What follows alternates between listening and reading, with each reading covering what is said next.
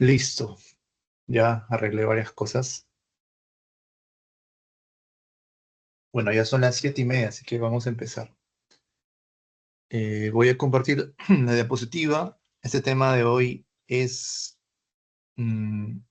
realmente un viaje en varios aspectos, en el aspecto no solo teórico, sino también de las ideas. Es algo ya que nos va a llevar a actualizarnos al día de hoy, nos va a llevar a todo lo que está pasando ahora, ¿no? En el mundo, en el país. Ya pasamos el siglo XVIII, ¿no? Con el tema de la independencia del Perú, también la anterior clase, un poquito para la gripe. Ya, entonces, hoy estamos en la semana 12. ¿Se me escucha? No sé si se me escucha, porque estoy en el laptop. Sí se me escucha, ¿no? ¿Sí? A ver los poquitos que están ahí. ¿Se me está escuchando, chicos? A la tutora, si no le voy a preguntar. Sí, ya, genial, ya vi los deditos. Ya, entonces sigamos, ya no me asusto. Ya, listo. Hoy día es un tema importante. Vamos a hablar de las ideologías políticas del siglo XIX hasta la Primera Guerra Mundial. O sea, prácticamente vamos a hablar casi 2 siglos de historia. Casi 2 siglos. ¿Por qué? Porque después de la Primera Guerra Mundial, ya el mundo está configurado de otra manera. Ya el orden se normaliza. Acuérdense, vamos a retroceder un poquito en las diapositivas. ¿Se acuerdan un poquito lo que sucedía antes con el país, con el Perú, con el virreinato, ¿no? Habían dos dinastías, ¿se acuerdan? Los Borbones, los Habsburgo. Ellos eran los que gobernaban España, pero influenciaban en toda Europa. Esta dinastía de Habsburgo, por ejemplo, al ser austriaca, ¿no? Y también española, significaba que había varias familias reales, no solamente era España de por sí.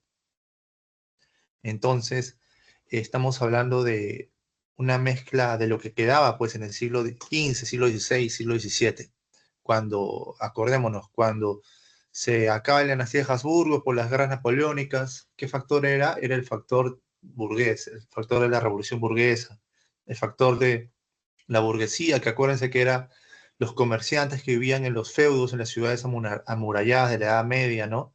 Era el crecimiento urbano, el crecimiento de la ciudad en base al comercio, ya no en base a un control feudal o de la nobleza o la aristocracia necesariamente, sino un control, una cuestión económica, una expansión del conocimiento. Acuérdense del renacimiento urbano, del renacimiento de Italia, de las ciencias, el inicio con Leonardo da Vinci. Todos estos procesos históricos van a dar, van a confabular para que caigan todos los estados absolutistas y para que en el Perú y otros países de esta parte de Latinoamérica nos independicemos, ¿no? Entonces, acuérdense que fue un tema tanto religioso como económico. La economía y la religión se desarrollan hoy de una manera distinta a lo que eran antes, ¿no? En la época de los estados teocráticos, en la época de los estados absolutistas, la religión era básicamente el legitimador, por un lado, de la cultura, de todo lo que era la dominación política y económica. Era el que legitimaba la historia de cada gobernante, de cada nación. Cuando viene el Renacimiento, viene la Ilustración, ¿qué sucede? Viene el racionalismo, se pone al ser humano en el centro, se pone la razón sobre las creencias religiosas, se corretea, por así decirlo, se devuelve el golpe a la Santa Inquisición de muchas maneras. Está lo que era el concepto anterior que vimos, regalismo, que es agarrar todas las instituciones religiosas, absorberlas del Estado, pero no desde el Estado, de cualquier Estado, sino el Estado absolutista, por un lado, y también sobre el Estado burgués que se va a formar a partir de Inglaterra. ¿Por qué Inglaterra? Por los luteranos, no los jacobinos, son de Francia, sino por los luteranos, por los puritanos sobre todo, los puritanos, ¿no? Los anglicanos que se peleaban, acuérdense dónde, en la revolución, eh, en la revolución gloriosa, ¿no? Y la guerra puritana, que es la primera demostración de que un Estado burgués podía someter al rey. La primera demostración en que la burguesía, el comerciante, tenía una representación, perdón, en el parlamento. Era un parlamento, una monarquía constitucional. Regresaba un poco al orden de los romanos, ¿no? De la república, por ahí, por así decirlo. Entonces, esta influencia de Inglaterra va a influir tanto en Francia, ¿no? Como en Estados Unidos. Después de esto, va a influir también en nosotros con la liberación. Entonces, todo ese pensamiento va a influir en la caída de la dinastía austriaca, ¿no? De Habsburgo. Leamos un poquito, ¿no? Solamente para recordar. El inicio en España, los Habsburgo fue con Felipe I el Hermoso en 1506, ¿no? Esposo de Juana I de Castilla, hija de los reyes católicos. Se dice que cuando vinieron los colonizadores o los invasores, aquí se inició el capitalismo colonial, ¿ya? Porque acuérdense que toda esa empresa era una mezcla entre los comerciantes de Sevilla, ¿no? Los Pinzón y la realeza, ¿no?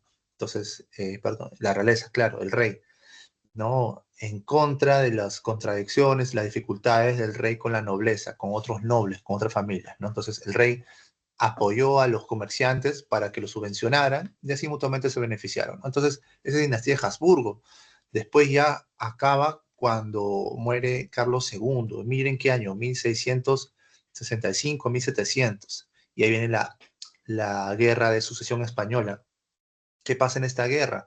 Todo el mundo comienza a pelearse, a preocuparse qué va a pasar con la España de aquel tiempo, que era en un imperio no solamente en América, sino también en Europa, ya porque en esa época España tenía territorios en Italia, tenía territorios también en Francia. Entonces aquí el peligro, el temor de los demás europeos, ¿no? Los demás reinos, era que se junte la corona inglesa, perdón, la corona española con la corona francesa, ¿ya? Y aquí aparece la dinastía borbónica, que es justamente este peligro. Pero cuando inició la dinastía borbónica, surge en el siglo XIII, o sea, 1200. Ya es más antiguo incluso que la dinastía austriaca, ¿no? El primer rey Borbón fue Enrique IV de Francia. Miren, ahí entonces había un peligro entre que se unieran los franceses con los españoles y prácticamente iban a copar toda Europa, ¿no? Con una sola dinastía, un solo reino. Pero se opusieron Inglaterra, se opuso Rusia, se puso Holanda, se puso Portugal, etcétera. Entonces, Alemania misma. Entonces, al oponerse a esta cuestión de unión de la corona española con Francia, los Borbones decidieron, pues, mm, dejar un heredero francés de la familia a España, o sea, no unir la colonia, perdón, los reinos, ni tampoco las colonias, porque España y Francia también tenían colonias aquí, no unirlos, sino ir por separado, ¿no? Pero tener buenas relaciones, no enfrentarse, etcétera. Entonces, eso fue lo que sucedió. Pero miren, danse cuenta ya la diferencia, ¿no? Ya la necesidad de ponerse de acuerdo para evitar grandes conflictos, ¿no? Ya esto había sucedido también. Esto es un antecedente a lo que va a suceder después con Napoleón y con todas las reformas liberales, ¿no? Entonces acá les he dejado también en ese, pueden tomar el screenshot, ahí están unas páginas especialistas en la historia de los Austrias, de la dinastía Austria, y también especialistas en la casa de los Borbones, ¿ya? Son, páginas de fundaciones que ven el tema histórico. Bueno, entonces, la dinastía principal de los Borbones, ya lo dijimos, ¿no? En Francia, 1600, Felipe de España ya 1683, son los fundadores de la rama española, o sea, se dividió de Francia para tener una rama española distinta y no unir y no haya, y los demás reinos no tomen peligro, no lo vean como una afrenta, ¿no? Igual hubo otras dinastías borbonas en Europa, ¿no? En la misma Francia, la rama de los Orleans, que fue después, 1830, 1848, que miren la época, ¿no? Eso es después de la Revolución Francesa, 1830, ya vamos llegando a nuestra época, 1848. En esta época es donde ocurren las revoluciones liberales en Francia, ¿ya? Las revoluciones burguesas, pero en Francia. O sea, primero fue la Revolución Francesa con los jacobinos, que se bajó, mataron, asesinaron a los reyes, ¿no? Entonces ellos, a partir de esto es que aparece Napoleón Bonaparte, hace las guerras, después de hacer las guerras, impulsa los movimientos burgueses a enfrentar a todos los gobiernos absolutistas, ¿no? Viene la restauración, acuérdense, ¿no? Que se unen todas las zonas de Rusia, Austria, todos los gobiernos absolutistas. Dentro de esos gobiernos absolutistas influyen en la Francia caída después de Napoleón y vuelven a aparecer los Borbones en 1830, ¿no? O Luis Felipe I, aquí está. Mientras que en Italia, un poco antes, también se fundó una rama de los Borbones, ¿no? En dos Cilicias. Acuérdense que Italia no era un reino unificado, eran bastantes ciudades, ¿no? Eran bastantes ciudades comerciales. La unificación de Italia también lo vamos a ver hoy.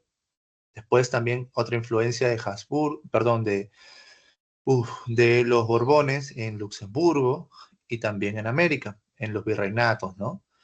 Y en las familias criollas. Por ejemplo, dice el conde de Regla. Bueno, eso es los Borbones. El mapa, este mapita de Europa de 1815, también como antecedente, después o es a partir de las guerras napoleónicas, ¿no? 1815. ¿Qué sucedió? Que cuando Napoleón se retira, deja un gran sentimiento nacionalista en cada uno de los reinos. Entonces, cada uno de ellos, otra vez lo menciono, tienen esta idea, pues, de que pueden ser gobernados o autogobernarse desde la burguesía, ya no desde el absolutismo, ¿no? Pues la cuestión también vimos en la clase pasada de la ilustración, ¿no? Que es algo muy diferente. Eh, Ahí se combate la separación del Estado de la Iglesia, ¿no? Locke, Rousseau, Hobbes antes, ¿no?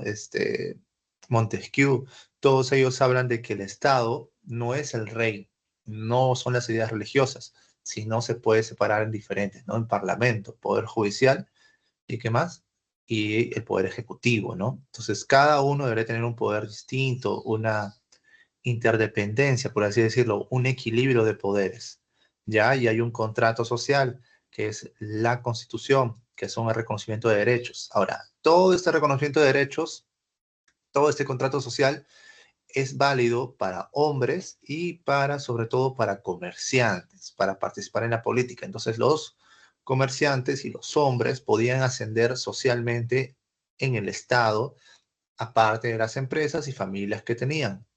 Y también, como había habido la invasión, la conquista a América y posteriormente a África de manera más contundente, se generan riquezas, ¿ya? Se generan riquezas, se generan territorios, se generan rutas, ¿no? Y aparecen estas características. Régimen democrático, democracia burguesa, división de poderes, igualdad jurídica. O sea, todos los hombres libres, blancos, eurocéntricos, son iguales ante la ley. ¿Por qué menciono esto entre comillas? Porque acuérdense que en nuestro país, en el virreinato, había dos repúblicas. Estamos repasando, ¿ah? Había dos repúblicas, República de Indios y República de Españoles. Y en estos españoles había temas étnicos, los españoles criollos, nacidos en Perú, y los peninsulares de Europa. Aparte de todas las instituciones de estas dos repúblicas, ¿no?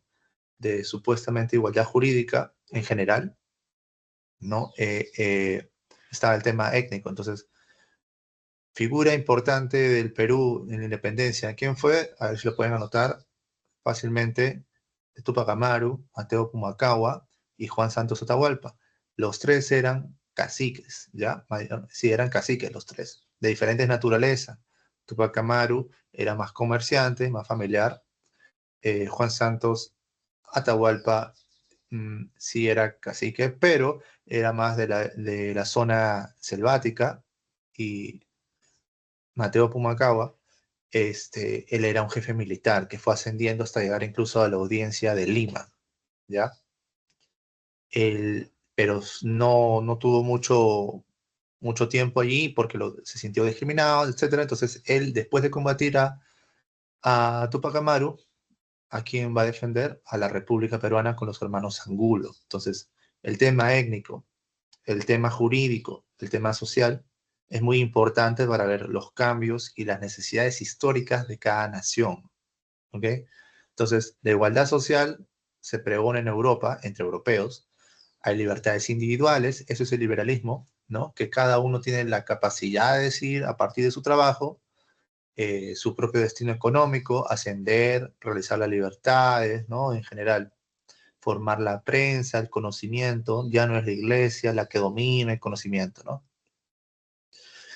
Derechos humanos también, ya hay derechos humanos a partir de que, en esta época, por ejemplo, en la época de la primera revolución industrial, a partir de la explotación, a partir de ver que sin derechos humanos no va a funcionar pues la economía. Hay una libertad de comercio entre cada una de estas naciones, ¿no?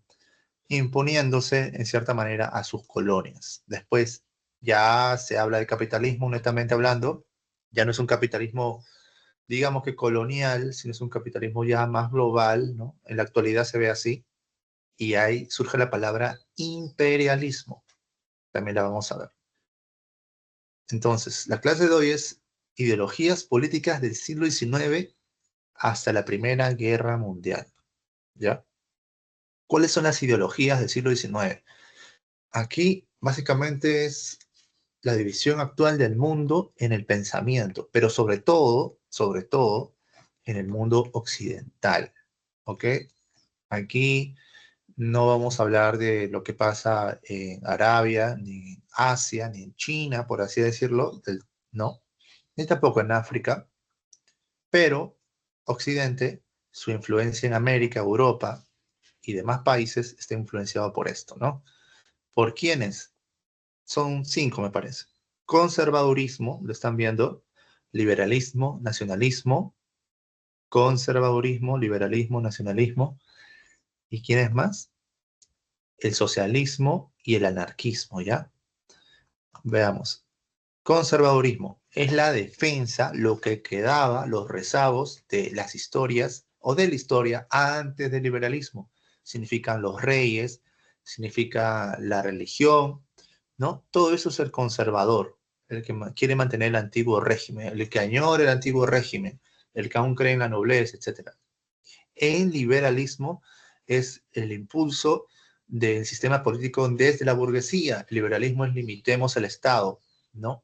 El Estado tiene que ser pequeño, la empresa tiene que ser grande, la propiedad privada tiene que ser grande. Tenemos que hacer monopolios para controlar el mundo, para controlar por dónde nos enriquecemos, para el bienestar de la sociedad, de la nación, del país, ¿no? Eso es lo que dice el liberalismo. El liberalismo tiene ética también. ¿Cuál es la ética del liberalismo? Acuérdense, soberanía popular.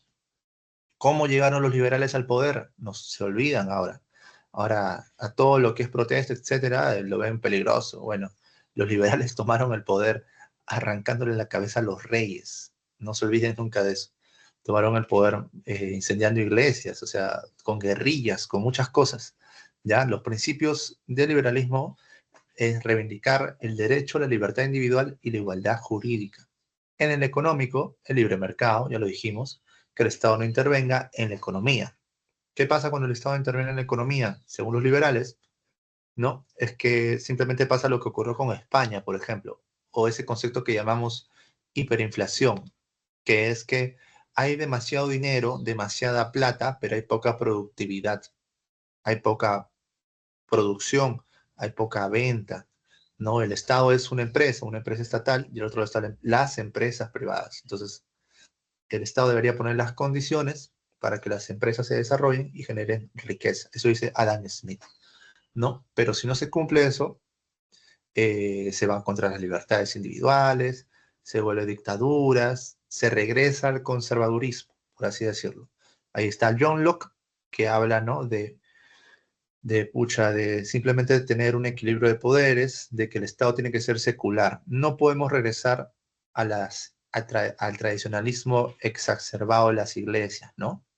Después de esto, podemos decir que el conservadurismo se reinventa y también porque hay una gran necesidad de identidad. Como cae la iglesia, caen los dogmas, las creencias, el sentido de la vida, ¿no? Los liberales tienen un sentido también de la vida, pero más de individual, pero se necesita un sentido colectivo. un sentido que nos daba el rey, ¿no? Nuestras historias del rey, etc.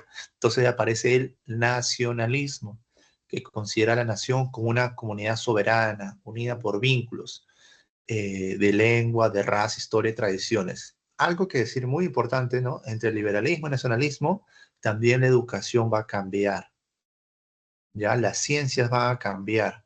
Como ya estamos en época de la primera revolución industrial, que implicaba, por así decirlo, máquinas a vapor o simplemente telares movidos por máquina, implicaba el crecimiento de la ciudad y despoblamiento de los del campo.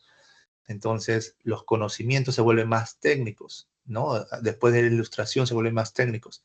Entonces aparece la historia en la universidad, aparecen las ciencias naturales, aparecen atisbos de la física, ¿no? Newton, acuérdense.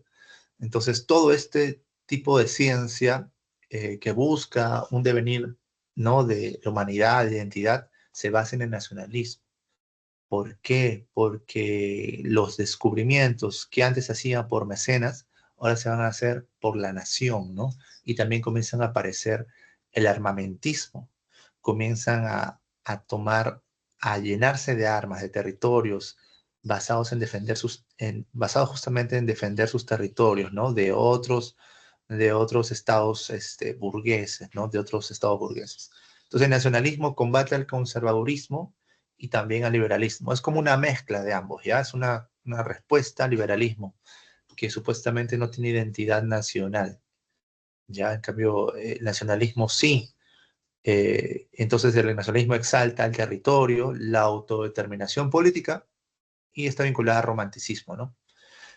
Del nacionalismo van a estar los italianos. Acuérdense por qué, porque Italia no se había unificado todavía, ¿ya? Entonces había un proceso incompleto ahí de las grandes ciudades italianas. Y ahí aparece Benzo, Mazzini, Víctor Manuel y Garibaldi. Ahora, vamos a ver un poquito de ellos, de Italia. Les recomiendo que tomen un screenshot porque no sé si nos va a alcanzar el tiempo, ya que son bastantes temas. Pero tomen un screenshot de los italianos, ¿no? Que van a ayudar a la unificación de Italia.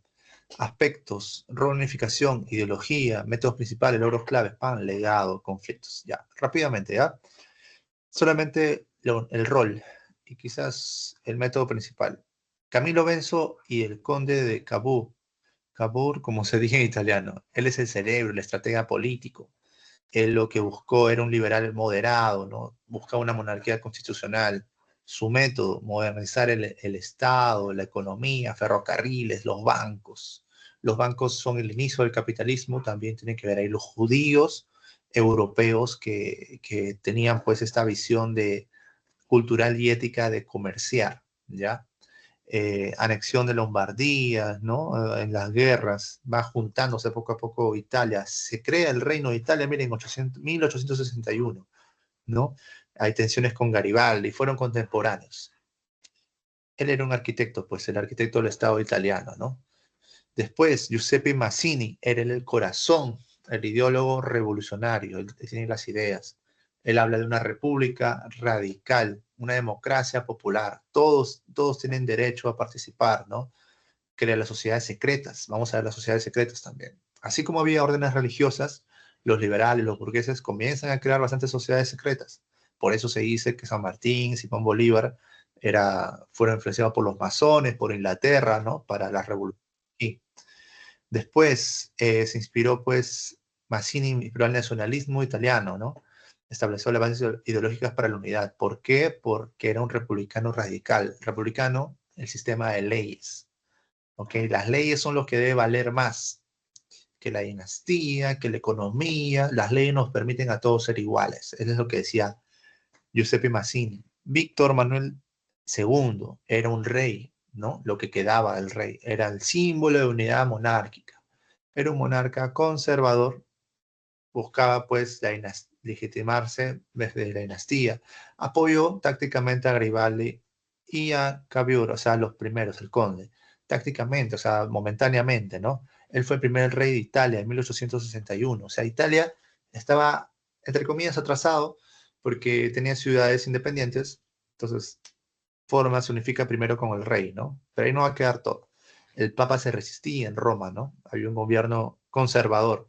Entonces, él se hizo llamar el padre de la patria. Y después, o en el mismo tiempo, Giuseppe Garibaldi, la espada, el líder militar y revolucionario. Estos cuatro, de alguna manera, se unen para que Italia se vuelva un país, un reino. Él habla de, era un republicano, ¿no? Luego se volvió un pragmático. Dijo, es muy difícil la república para Italia actualmente, así que vayamos por el monarca, ¿no? Por Víctor Emanuel II, ¿no? Él movilizó las camisas rojas a los voluntariados. Acuérdense, ¿quién más hizo eso? Cromwell hizo eso. ¿Quién más hizo Cromwell en Inglaterra? ¿Quién más hizo eso? También Washington lo hizo, ¿ok? Guerrilla y campañas militares constantes. Después conquistó las dos Cilicias, integró por fin el sur de Italia al norte y rompió pues con la monarquía, rompió con Víctor Emanuel II y se volvió un héroe y símbolo popular y resistencia global porque unificó, adelantó a Italia, ¿no? De la monarquía, lo volvió república. Bueno, entonces eso es lo que pasó con el nacionalismo de los italianos. Se unificaron con estos cuatro. Ya, el cerebro, el corazón, el rey y la espada, ¿no? De Italia. Hay un screenshot que pueden tomar. Después ya hablamos de las tres ideologías anteriores: conservadurismo, liberalismo, nacionalismo. Ahora nos toca el socialismo y el anarquismo. El socialismo se divide en dos, principalmente: utópico y científico. Y el anarquismo tiene muchas variantes, el anarquismo también. O sea, en realidad, estas son, por así decirlo, una manera bien dérmica de ver estas dos ideologías. Son muy importantes, pero así es lo que, eso es lo que exige, ¿no? Eh, bueno, a ver, el socialismo utópico y el científico se diferencian, ¿ya? La palabra utópico, ¿se acuerdan de quién viene? De Tomás Moro, de utopía, la tierra, ¿cómo era utopía? La isla ideal, ¿cierto? Entonces el utópico es algo, entre comillas, que no se puede alcanzar, ¿no? Socialistas utópicos eran principalmente los franceses. Buscaba reemplazar la propiedad privada, generadora de la desigualdad social, según el socialismo, por la propiedad colectiva, por un colectivismo, ¿no? Debería haber sido un cambio pacífico de la sociedad, algo, un devenir histórico, algo que va a pasar sí o sí, ¿no? De alguna manera, va a pasar por así decirlo, sin violencia, y a través de una colaboración de la burguesía con el proletariado. Hay que asociarnos, ¿no? Eso decían quienes, los ideólogos burgueses y proletariados del socialismo. Ya no, Marx, Bakunin, todos ellos eh, en cierta manera defendían los intereses de lo que se va a llamar el proletariado, que es la clase oprimida de la burguesía, ¿no? Cuando la burguesía crea las empresas, las industrias, con la primera revolución industrial, aparece una nueva clase social, un nuevo estamento, ¿no? Están los campesinos, los artesanos comerciantes, burguesía, pero aparece un nuevo estamento, los proletariados. Proletariado significa que solamente tienen son la prole, solamente tienen su fuerza de trabajo, no tienen propiedades privadas, no tienen empresas, solamente tienen su fuerza de trabajo, no tienen ni conocimientos, por así decirlo, universitarios o no son gran educados. Son campesinos que fueron llevados a la ciudad, que dejaron de ser campesinos o artesanos, que dejaron de ser artesanos y solamente ponían tuercas, hacían trabajos bien monótonos, ¿no? Que no conocían todo el proceso de producción de las empresas, ¿no? De las industrias, simplemente estaban en una parte de la faja de la industria, ¿no? De los textiles. Entonces, no tenían un conocimiento, vivían alienados, decía Marx, ¿no? Entonces, su vida era trabajar, trabajar, trabajar, ¿no? Algo muy parecido a lo que nos ocurre a veces.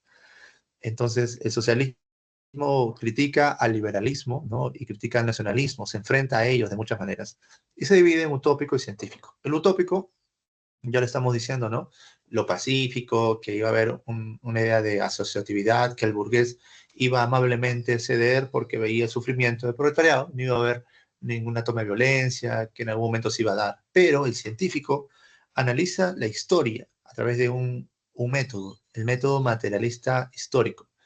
El materialismo es una corriente filosófica que nos explica básicamente que todo lo que existe en la sociedad es gracias a las contradicciones económicas y culturales, ¿ok? Entre las clases o grupos sociales distintos, ¿no? Entonces, él, por ejemplo, dice, explica, o podría explicar el materialismo, eh, lo que sucede en Roma, ¿no? El conflicto entre los patricios y los plebeyos, ¿no? Es una lucha social, ¿no? Están compitiendo por el poder. Y como hay un cambio tecnológico o de la guerra o económico, hay una ventaja para alguna de las dos clases sociales y una derrumba a la otra, se pelean, etcétera, ¿no? Eso es lo que dice el socialismo científico. Hay una lucha de clases para el cambio histórico, ¿no? Por eso la contradicción principal, según para el socialista científico, es proletariado, la nueva clase social, versus la burguesía, que en esa época, digamos que Marx, Engels, todos ellos, hasta mismo Bakunin y otros anarquistas también, porque la lucha de clases también lo usan un poco los anarquistas, dan a entender de que había pues ya un dominio, que el capitalismo, los burgueses, habían revolucionado todo el mundo, el globo entero, habían aumentado la producción, habían desfalcado, destruido a la iglesia, habían elevado la ciencia, como que el Capital, en ese libro que estáis mencionado en Marx, él habla mucho de manera científica con datos, ¿no? Con aseveraciones, con estudios. Marx tuvo que estudiar a tres corrientes distintas. Bueno, ya ese es un gran tema, la verdad. Pero bueno, estudió a los franceses, el socialismo, ¿no? Los utópicos, los mejoró, les dio un método, el método dialéctico, etcétera, que es justamente la idea de estudiar la historia por grupos sociales. Grupo social B se enfrenta con el A. Ah, ya, entonces va a pasar algo, ¿no? Va a haber una reacción. Y así. También porque se llama científico, porque busca predecir cambios. Los liberales, los neoliberales, la gente de derecha, de izquierda, valoran mucho el trabajo de Marx porque él analiza el capitalismo. Muchos de los estudios de Marx son importantes por eso. Algunos liberales no están de acuerdo con los métodos de Marx de cambio social, ¿no? Porque al fin y al cabo todos queremos más o menos lo mismo, pero sí ven productivo, ven beneficioso el análisis que hace Marx sobre el capitalismo, ¿no? Que se basa en Adam Smith en el nivel económico, se basa en los franceses por el socialismo y en los alemanes por la filosofía de Hegel o la dialéctica, ¿no? Que ese tema de la dialéctica es complejo, pero básicamente es que yo digo una afirmación, alguien me niega la afirmación, nos ponemos de acuerdo, entre comillas, de acuerdo, ¿no? Debatiendo, haciendo crítica, autocrítica, etcétera, y después de eso, digamos, una síntesis, una conclusión. Este método de diálogo dialéctico también se usa para el pensamiento humano, se usa en las clases sociales y se usa en la ciencia, ¿ok? Viendo los errores es que uno va aprendiendo, contradiciendo, afirmando. Entonces, eso es la dialéctica según Marx y Hegel. Ya hasta ahí lo dejamos. Y el método es la dictadura del proletariado. Él simplemente está diciendo que el socialismo científico debería tomar el poder del Estado, así como lo han hecho los burgueses, así como lo hizo los reyes. Los trabajadores tienen que tomar el poder del Estado y someter a la burguesía y gobernar a la burguesía, ¿no? Y hacer una gran democratización que no se basa en el dinero, sino en la capacidad social, ¿no? En la organización social de los trabajadores. Bakunin es el anarquista, el padre, entre comillas, padre, porque los anarquistas es otro tema, pero lo tenemos que mencionar, ¿no? A diferencia de Marx, que en el Manifiesto Comunista habla de estos métodos, ¿no? Y analiza la historia, Bakunin con el anarquismo también analiza la historia, pero él va literalmente contra todo, toda autoridad. No es como Marx que busca agarrar el poder desde el Estado, no. Bakunin va contra el Estado, contra las autoridades religiosas, contra la ley, contra todo, ni patria, ni Dios, ni ley, ni siquiera la patria. O sea, el nacionalismo, como veíamos aquí, por eso les decía, el nacionalismo es una respuesta al liberalismo y al conservadurismo, ¿no? Es una idea de unificar la nación bajo la lengua, la historia, las tradiciones, pero el socialismo científico y el anarquismo critican al nacionalismo y el liberalismo porque dicen, los burgueses han conquistado el mundo y no les importa el país. ¿no? Usan a los países, usan los ejércitos para guerras económicas.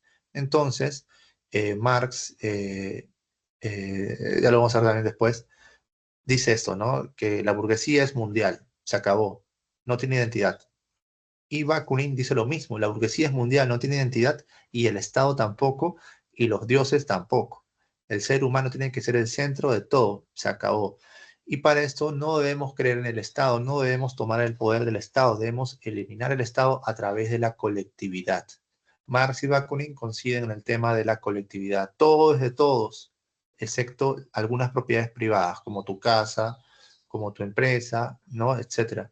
Pero para grandes empresas, ¿no? La gran burguesía, el gran capitalista, donde trabaja mucha gente, mucho proletariado, eso tiene que tomarse control desde los trabajadores, ¿no? Ahí consiguen los dos. Pero el anarquismo dice que lo importante es generar autogestión, autonomía, ¿no? No depender nunca del Estado. Pero Marx dice que no, que es necesario en algún momento depender del Estado. Entonces, ellos debaten y forman una liga, la Liga Internacional de Trabajadores, ¿ya? Y en la Liga Internacional de Trabajadores se unen todos los trabajadores asalariados de Europa, sobre todo, y comienzan a analizar todo lo que sucede en el capitalismo, ¿no? Entonces, hay anarquistas y comunistas influencian en los cambios de Europa y del mundo, hasta la actualidad incluso, lo que pasa en Perú, en las izquierdas, en China, etcétera, ¿no? Y aquí vemos un resumen de las cinco son seis, a ver. Uno, dos, tres, cuatro, cinco, seis. Bueno, son cinco, porque el socialismo lo divide en utopía y científico, ¿no? Científico es porque se puede predecir. Pueden tomar el screenshot ahí, ¿no? Ya no vamos a hablar mucho de esto porque es bien amplio, la verdad, pero es necesario que lo tomen. Miren los representantes del nacionalismo, Mazzini, ¿no? Uno de los padres de la unificación italiana, Bismarck, Otto Bismarck también, que vamos a hablar de él, ¿no? Del liberalismo, Adam Smith, John Stuart Mill, del conservadurismo, Metter, Burke, prácticamente élites tradicionales, ¿ya? Anarquismo, Proudhon, Bakunin, Kropotkin, del socialismo utópico, los franceses, Saint-Simon, Fourier, Owen, que es inglés, ¿no? Que es sindicalista, y los socialistas científicos de ese momento, Marx, Engels y Lenin. Lenin es importante también porque él evita, bueno, aprovecha la Primera Guerra Mundial, por así decirlo, para que Rusia ya no se meta en guerras y hacer la revolución, ¿no? De octubre. Revolución, ¿qué significa revolución, profe? Significa revuelta, y hemos usado esa palabra, pero significa cambiar la estructura de poder. Puede haber revolución burguesa, revolución étnica, revolución tecnológica. Lo que están haciendo es cambiar el orden establecido, cambiar las estructuras del pasado por unas nuevas, ¿no? Si es revolución burguesa, sería cambiar el orden anterior a la burguesía, ¿no? Es el absolutismo, ¿no? Los reyes, ¡pah! Nos bajamos a los reyes, los burgueses al poder. Si es revolución tecnológica, es sacar la tecnología del pasado, ¿no? Todo lo que eran los teléfonos antiguos, ahora hay unos nuevos teléfonos, cambió la dinámica social de eso, ¿no? Eso es, la palabra revolución es simplemente eso, es un cambio de algo, ¿no? Cambio político, tecnológico, etcétera. Ya, entonces ahí lo dejamos para no ir más allá. Ah, ya, algo importante nada más. Los métodos de cambio, miren, ¿ah? Nacionalismo, método, guerra, independencias, revoluciones, ¿no? Liberalismo, reformas legales y constitucionales. ¿Qué? ¿Pero por qué? Si estamos hablando que los jacobinos, todos ellos hicieron revoluciones, sangre, ¿no? Ah, es que el liberalismo, cuando ya toma el poder, ya no hace pues cambios de esa manera, ya sus cambios son más reformistas, son legales, ya tiene el control, tiene el poder, ¿ok? Por eso también el conservadurismo busca preservar el status quo, porque también tiene control, tiene poder. Los métodos de cambio de una sociedad a otra se dan de maneras distintas. Cuando vas a acceder o luchar al poder o cuando lo vas a mantener. Cuando ya estás desde el poder, todo es represión, todo es mantener el poder, reformas, mantener el poder, reformas. Cuando vas a tomar el poder, ahí viene la violencia, ¿no? Las huelgas, las insurrecciones, las luchas armadas, etcétera, las guerras, ¿no? Y ya, más que todo es eso. Entonces, tómenle un screenshot chiquito, ¿no? ¿Y por qué también hablo de los liberales, etcétera? Porque ya, por un repaso lo que hemos visto, ¿no? Miren acá, Revolución Francesa, puritana y gloriosa, las tres son liberales. ¿Cuántos muertos hubo? 40.000 en la francesa, en la puritana 200.000, En la gloriosa 3000 hubo menos, ¿no? Pero las tres fueron liberales y burguesas, por si acaso. Pero como ya el orden, el capitalismo es lo que hoy pregona en el mundo, y en esa época también ya estaba pregonando, ¿no? En Occidente sobre todo, ¿no? Occidente se come a Oriente y a África y Asia por el capitalismo, por la burguesía, por la capacidad productiva. Entonces, es que ya se trata, por un lado, el discurso, ¿no? De que no hubo sangre nunca, ¿no? Pero sí hubo, para tomar el poder hubo. Y bueno, lamentablemente es así. Ya, entonces avanzamos. Antes de entrar a las revoluciones liberales, ¿no? De la revolución de 1830 y del 45, ¿no? De Francia, después de, ya el tema después de Napoleón, hubo una revuelta. Esta revuelta también toma el screenshot, es importante. ¿Qué revuelta es? La de los luditas. Es la primera revuelta, por eso es importante, contra la revolución industrial. O sea, hubo una revolución industrial inicialmente, la primera, y hubo su revuelta, ¿no? ¿Qué significaba? Que la gente se estaba dando cuenta, ¿no? En 1811, 1816, un poco antes del anarquismo, de Marx, de todos ellos, apareció el general Lut, que era un obrero, ¿no? Que ideó este general, ¿no? Para afirmar una idea de unidad entre la clase obrera, ¿no? Una organización para combatir, pues, a los abusos iniciales, ¿en dónde? En Inglaterra, ¿no? Como en Inglaterra es el inicio del capitalismo, ¿no? La burguesía es más fuerte, acuérdense, inicia con la religión luterana y puritana, ¿no? Entonces, aquí también es la primera rebelión contra la revolución industrial, ¿ya? Entonces, acá se generan los partidos también políticos, los partidos políticos del proletariado, por así decirlo, van tomando representatividad en el orden del Estado. Ya les toman un screenshot nada más. Influencia, ¿no? Inspiró a sindicatos, luchas laborales, aunque no logró frenar la industrialización. Quiso frenar la industrialización porque le quitaba trabajo a los obreros, ¿no? Hasta ahí queda, ya. Entonces pasamos. Mira, destruyó maquinarias incluso. Ya, vamos a pasar rápidamente a las revoluciones liberales del siglo XIX. Ahora, por un tema de dinámica, vamos a poner este pequeño video, ¿no? Pero acuérdense, hubo las revoluciones liberales del siglo XIX, ¿no? 1815, esta, ¿no? La de Luditas, las revueltas Luditas,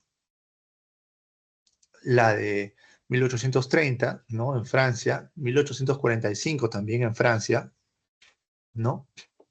Y por último, una de 1871 también en Francia. Entonces, a ver, un ratito. Sí, entonces, para eso, tómale un screenshot a esto, ¿ya? ¡Pam! Un screenshot bien bacán. Voy a pasar un video, pero aquí ya está resumido, bueno, en bastante detalle, las 4 revoluciones ligadas a Francia y al siglo XIX, ¿ya?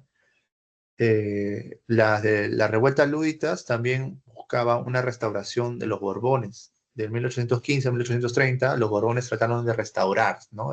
Los conservadores, ¿no? Entonces, los conservadores, los nacionalistas, los liberales y la naciente corriente de anarquía y de comunismo, ¿no? Un screenshot a esto. Entonces, vamos a ver un screenshot a esto, chicos. Ya vamos a verlo rápidamente, pero vamos a pasar un video para no hablar tanto. Ya, eso también es importante, pero acá están los grupos, por así decirlo, los grupos secretos de los burgueses, ¿no? Para hacer sus revoluciones, sus revueltas en el mundo, ¿ya? También pueden tomar el screenshot, pam, bonito, listo. Entonces, vamos a ver el video, a ver, ya lo tengo por acá. Voy a dejar de compartir esto para compartir el video. Hoy. Recuerden que estoy desde la laptop. A ver, vamos a ver, el orden. Nacionalismos, cinturero. Ya, nacionalismos también. Ya, está bien. Y ahora sí. Ujú. Uy, uy, uy. Estás. Ay, no sé si.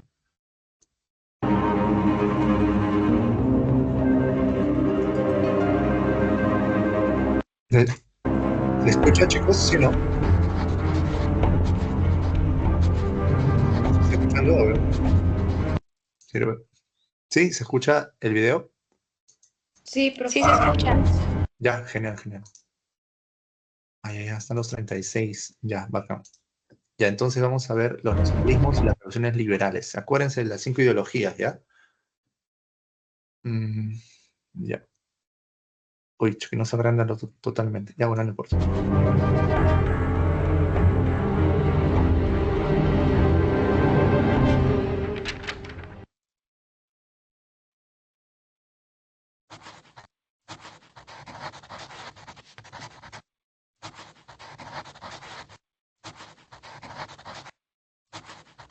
Los liberales tenían que adaptarse a todo el orden anterior, ¿no? A los Entre conservadores. los años 1830 y 1848, en Europa estallaron una serie de revoluciones que serán muy importantes para la historia de este continente.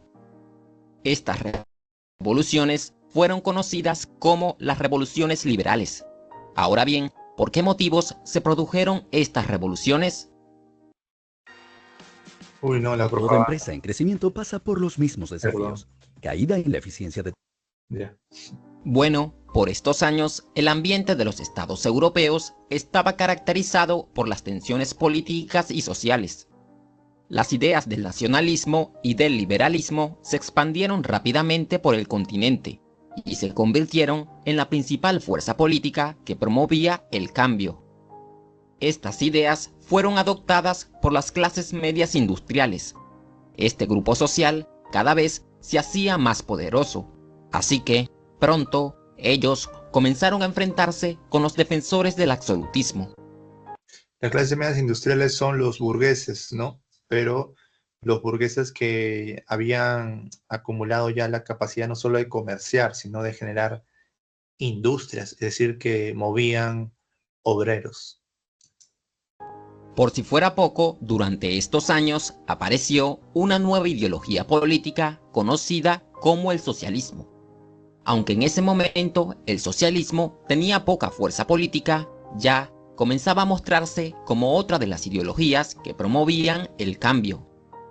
Las tensiones políticas aumentaron todavía más debido a los problemas económicos y sociales. Y es que, por estos años, en Europa se vivió una fuerte crisis agraria, industrial y financiera. La crisis llevó a que los precios de los productos se elevaran. Como consecuencia, se produjo un gran malestar en la población. Estos hechos se fueron acumulando hasta provocar numerosas manifestaciones, donde se reclamaban importantes cambios políticos. El primer estallido revolucionario ocurrió en Francia, en el año 1830. En ese momento, Francia estaba gobernada por el rey Carlos X. Él publicó una serie de edictos con los que buscaba censurar a la prensa, disolver la asamblea legislativa y reducir el electorado. Las acciones del rey inmediatamente provocaron la rebelión de los liberales. Esta rebelión será conocida como la Revolución de Julio. París se llenó de barricadas. Mientras tanto, se comenzaba a formar un gobierno provisional. Los liberales invitaron al duque de Orleans, Luis Felipe, a convertirse en el rey constitucional de Francia. ¿No les parece conocida esa historia? Acuérdense lo que pasó con la Revolución Gloriosa de Inglaterra, ¿no? Un rey que simplemente quería fortalecer su poder, restaurarlo, ¿no? De los avances que había tenido la burguesía, invitan a Orange, ¿no? A otro rey. Entonces el parlamento, en este caso francés, vuelve a hacer lo mismo que ocurrió en Inglaterra, ¿no? Invitar a un duque, ¿no? Alguien también de la realeza, por así decirlo. Lo invitaron a que tome el mandato, pero que comparta el poder. Ante esta situación, Carlos X se vio obligado a huir del país. Este hecho marcaba el inicio de una nueva monarquía en Francia. El rey Luis Felipe será conocido como el rey burgués, ya que durante su reinado se produjeron cambios constitucionales que favorecieron al ascenso político de este grupo social. Mientras tanto, en otras partes de Europa, el nacionalismo se convirtió en la fuerza política que motivó nuevos estallidos revolucionarios. En el reino de los Países Bajos, los belgas se rebelaron en contra de los neerlandeses. Ellos lograron convencer a las grandes potencias europeas para que aceptaran su independencia. Así, Bélgica se convirtió en un estado independiente, con una monarquía constitucional liderada por el rey Leopoldo I. Por su parte, en los estados italianos también ocurrieron rebeliones nacionalistas, pero el Imperio austriaco rápidamente movilizó a sus ejércitos y consiguió derrotar estas revueltas. De la misma manera, en Polonia, los nacionalistas se rebelaron en contra del dominio del Imperio ruso. Sin embargo, los polacos no fueron capaces de conseguir el apoyo internacional suficiente para su causa. Se dan cuenta que Austria no dejó que Italia se unifique, ¿no? Todos los límites geográficos, es decir, los territorios ya colapsaban, ya no era un tema demográfico gigante, ¿no? El comercio era tan grande, ¿no? Y la población de Europa había aumentado tanto que ya no era una convivencia pacífica, ¿no? Las industrias armamentísticas también habían avanzado demasiado, ¿no? Entonces son épocas de convulsión. Así que, poco tiempo después, el Imperio ruso derrotó las rebeliones y estableció una fuerte dictadura militar sobre este territorio. Así, terminaban las primeras manifestaciones nacionalistas y liberales por Europa. Pero, tiempo después, alrededor del año 1848, se produjo una segunda ola de revoluciones. O sea, otra vez cambia. Nuevamente, las rebeliones iniciaron en Francia. Allí, una severa crisis económica produjo un enorme malestar social. Además, los casos de sobornos y corrupción habían desprestigiado al gobierno de Luis Felipe. Por eso, cada vez más personas se oponían a su gobierno. Los distintos grupos liberales se unieron y utilizaron los banquetes políticos para manifestarse en contra del gobierno. Ante la presión política, el rey Luis Felipe renunció y se formó un gobierno provisional, conformado por republicanos radicales y moderados. El gobierno provisional ordenó la formación de una Asamblea Nacional Constituyente, donde se elaboró una nueva constitución. Esta constitución fue aprobada en noviembre de 1848. Con ella se ratificaba el voto universal masculino y la creación de la Segunda República Francesa. Las noticias de las rebeliones en Francia pronto se expandieron por Europa. ¿Mis competidores me están quitando tráfico? Entonces, estamos viendo cómo el nacionalismo, ¿no?, toma una importancia en los liberales. Federación Germánica, estas noticias inspiraron a los nacionalistas y liberales alemanes a realizar numerosas manifestaciones. En el estado de Prusia, para calmar a los manifestantes, el rey Federico Guillermo IV acordó crear una constitución. Los reyes de esta manera, Prusia se convirtió en una monarquía constitucional. Por todos lados. Este hecho será muy importante, ya que, con el paso del tiempo, Prusia será el estado que lidere el proceso de unificación de Alemania. Por su parte, en el Imperio Austriaco, las noticias de las rebeliones en París también provocaron agitaciones sociales. Allí, los liberales húngaros, liderados por Lajos Kossuth, deseaban tener su propia legislatura. Rápidamente, ciudades como Buda, Praga y Viena se llenaron de manifestaciones. Gracias a estas manifestaciones, se convocó una Asamblea Nacional Constituyente para elaborar una constitución liberal. A los húngaros se les permitió tener su propia legislatura, su propio ejército nacional y tomar el control de su política exterior. Sin embargo, poco tiempo después, el nuevo emperador de Austria, Francisco José I, trabajó vigorosamente para restaurar el orden en el imperio. Él, gracias al apoyo del ejército ruso, consiguió ponerle fin a la revolución húngara. Por otra parte, en los estados italianos, los nacionalistas y liberales también organizaron numerosas rebeliones. La primera rebelión ocurrió en el reino de las dos Sicilias, al sur de Italia. Desde allí, las rebeliones se fueron expandiendo hacia el norte de Italia. A medida que las rebeliones se expandían, los gobernantes de los estados italianos se vieron obligados a aprobar constituciones liberales. Al norte de Italia, en el reino lombardo-veneto, la población se rebeló en contra de la dominación austríaca. En medio de esta situación, el rey de Cerdeña, Carlos Alberto, asumió el liderazgo de la lucha contra los austriacos. Sin embargo, poco tiempo después, los austriacos consiguieron derrotar estas rebeliones. Con esta derrota, en la mayoría de los estados italianos, las constituciones liberales fueron eliminadas. El único estado que conservó su constitución fue el Reino de Cerdeña. Por eso, más adelante, este estado será uno de los que lidere el proyecto de unificar Italia. Y así fueron las revoluciones liberales de los años 1830 y 1848. Ya, bien cerrado. Volvamos. Ah, ya, entonces, eso es lo que sucedió pues con las revoluciones liberales. Ya. Entonces, mientras que ocurrían estas revoluciones liberales, quiero volver un ratito. A ver. ¿Dónde estás? Iron. Ya. Entonces, mientras que ocurrían estas revoluciones liberales, ¿no? De 1830, se desarrollaban también las ideologías, ¿no? La ideología, más que todo, el liberalismo, el nacionalismo, el conservadurismo, ¿ya? El socialismo y el anarquismo van a desarrollarse un poco después. O sea, con el socialismo utópico, sí. Esta idea de que a través de la no violencia, entre comillas, de la convivencia, la burguesía, ¿no?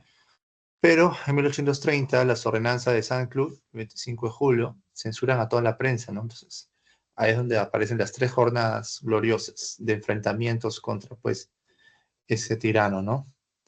Entonces, es que pues Francia logra emanciparse de Carlos X, perdón, y proclaman al rey Felipe I, pero Felipe I no logra tener un gobierno de manera adecuada, no hay corrupción, entonces otra vez los liberales buscan pues buscan hacer los cambios, ¿no? Pero eso no solo ocurre en Francia, ¿no? El Luis Felipe I, por ejemplo, prohíbe los banquetes públicos. ¿Qué significaba los banquetes públicos? ¿No? Significaba, pues, era una manera en la cual la gente podría, a través del Estado, podía compartir comida, podía hacer, por así decirlo, comunidad, etcétera, ¿no? Entonces, Luis Felipe I de Francia no era el único que tuvo problemas, ¿no? También tuvieron bastantes movimientos en Baviera, en el Imperio Austriaco, en Prusia, como hemos visto, ¿no? El tema de Italia, que no le dejaban, pues, unificarse, ¿no? El Imperio Austriaco no dejaba unificar.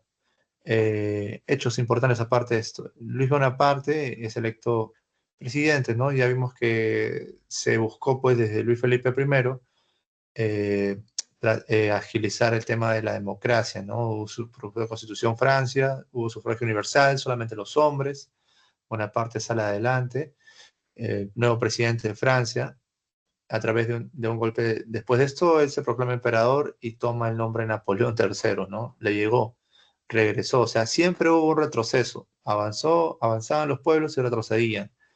No hubo, pues, un gran desarrollo de la Segunda República, pero sí hubo un gran avance de las ideas, ¿no? De las ideas ya no necesariamente nacionalistas, sí, bueno, nacionalistas sí, pero también de las ideas, pues, socialistas anarquistas, ¿ya? Este avance es gracias a la burguesía. Como la burguesía había crecido tanto, el descontento obrero también.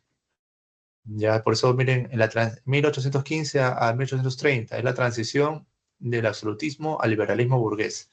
Después, lo que hemos visto en el video es de la burguesía que consolida su poder, pero excluye a los obreros. O sea, por un lado, la burguesía estaba peleándose con lo que quedaba del conservadurismo, ¿no? Y buscaba, a través del nacionalismo, unificar a todos, pero los obreros son excluidos. Entonces, el primer intento de democracia social, o sea, donde supuestamente iba a haber una gran república en Francia, no funciona, porque había una división de clase, los obreros no son incluidos, entonces los obreros también hacen revueltas y generan pobreza, hacen boicot, etcétera, ¿no? De manera natural. Esta manera natural después se vuelve ideológica, y ahí es donde viene la revolución de 1871, que es de la Comuna de París, donde Francia es derrotada por Prusia, ¿no? Cae Napoleón III, que antes había sido un presidente, qué curioso eso. Y bueno, después de esto viene la Comuna de París, que es donde las ideas anarquistas y socialistas toman el máximo ejemplo posible, porque en la Comuna de París no había pues autoridades más que las elegidas por los obreros y por los trabajadores de cada barrio. Se arman, hacen barricadas, como habían hecho en el 848 y en el 30 y en el 15 y sucesivamente, pero esta vez pueden tener su propio gobierno, ¿no? No un gobierno burgués, sino un gobierno del proletariado. Ya solamente París se aísla de toda Francia y hay una disputa entre los que estaban en París en ese momento, ¿no? El socialismo revolucionario de los proletariados contra el republicanismo burgués, ¿no? De la clase media industrial, ¿no? Unos creían en la ley y los otros creían en el acuerdo social. Unos creían en el tema del derecho legal y los otros creían en el derecho del trabajo. O sea, ahí había un conflicto, ¿no? Y comienzan a haber decretos comunales, ¿no? Divorcio gratuito, igualdad de género, las mujeres podían votar, ¿no? O sea, muchos cambios sociales muy adelantados ocurren en la Comuna de París, ¿no? De ahí Marx habla sobre eso, Bakunin también habla sobre eso, tienen diferentes interpretaciones porque la Comuna cae, dura 72 días y cae, ¿no? Y a través del ejemplo de la Comuna es que se comienzan a formar las ligas de obreros para resistir y hacer la revolución obrera o proletariada, ¿no? Acuérdense, proletariado es alguien que tiene salario, más no tiene propiedades grandes, no tiene una gran empresa, ¿no? Por ejemplo, el emprendedor podría decirse que es un pequeño burgués, o sí, un pequeño burgués o un asalariado. Cumple ambas identidades, porque por un lado tiene sueldo, salario, y pequeño burgués porque tiene su pequeña empresa familiar, ¿no? Como antes eran los gremios artesanales, ¿no? Pero no es la gran burguesía o no es la burguesía que son familias antiguas, que controlan los bancos, tienen monopolio de varios tipos de empresas, ¿no? En Europa ya había familias que controlaban varias empresas. Entonces, el Estado era como, o es, entre comillas, como una empresa pública más, que ellos deciden cuándo, en qué momento poner leyes, ¿no? Eso es parte de la democracia burguesa de ese tiempo. Entonces, la revolución del 71 busca cambiar eso, ¿no? No lo logra, ¿no? Solamente 72 días. Pero en esos 72 días aparecen pues las grandes diferencias, ¿no? Las diferencias de las revoluciones también tecnológicas. Las revoluciones industriales anteceden a todas las revoluciones que habíamos hablado. La primera revolución industrial, por ejemplo, es de 1760 a 1840, ¿no? La revolución agrícola, hubo también, como se menciona en el video, hubo bastante escasez. Esta escasez es prácticamente por el abuso que se hizo a la tierra en Europa, ¿no? Quisieron producir en demasía, entonces la tierra también se gasta. La tierra también se necesita minerales para producir agricultura, ¿no? Y como habían cortado pues sus colonias en esa época, no tenían pues tierras suficientes para alimentar o para generar una gran industria, ¿no? Entonces Europa en la primera revolución industrial genera este tipo de movimientos, ¿no?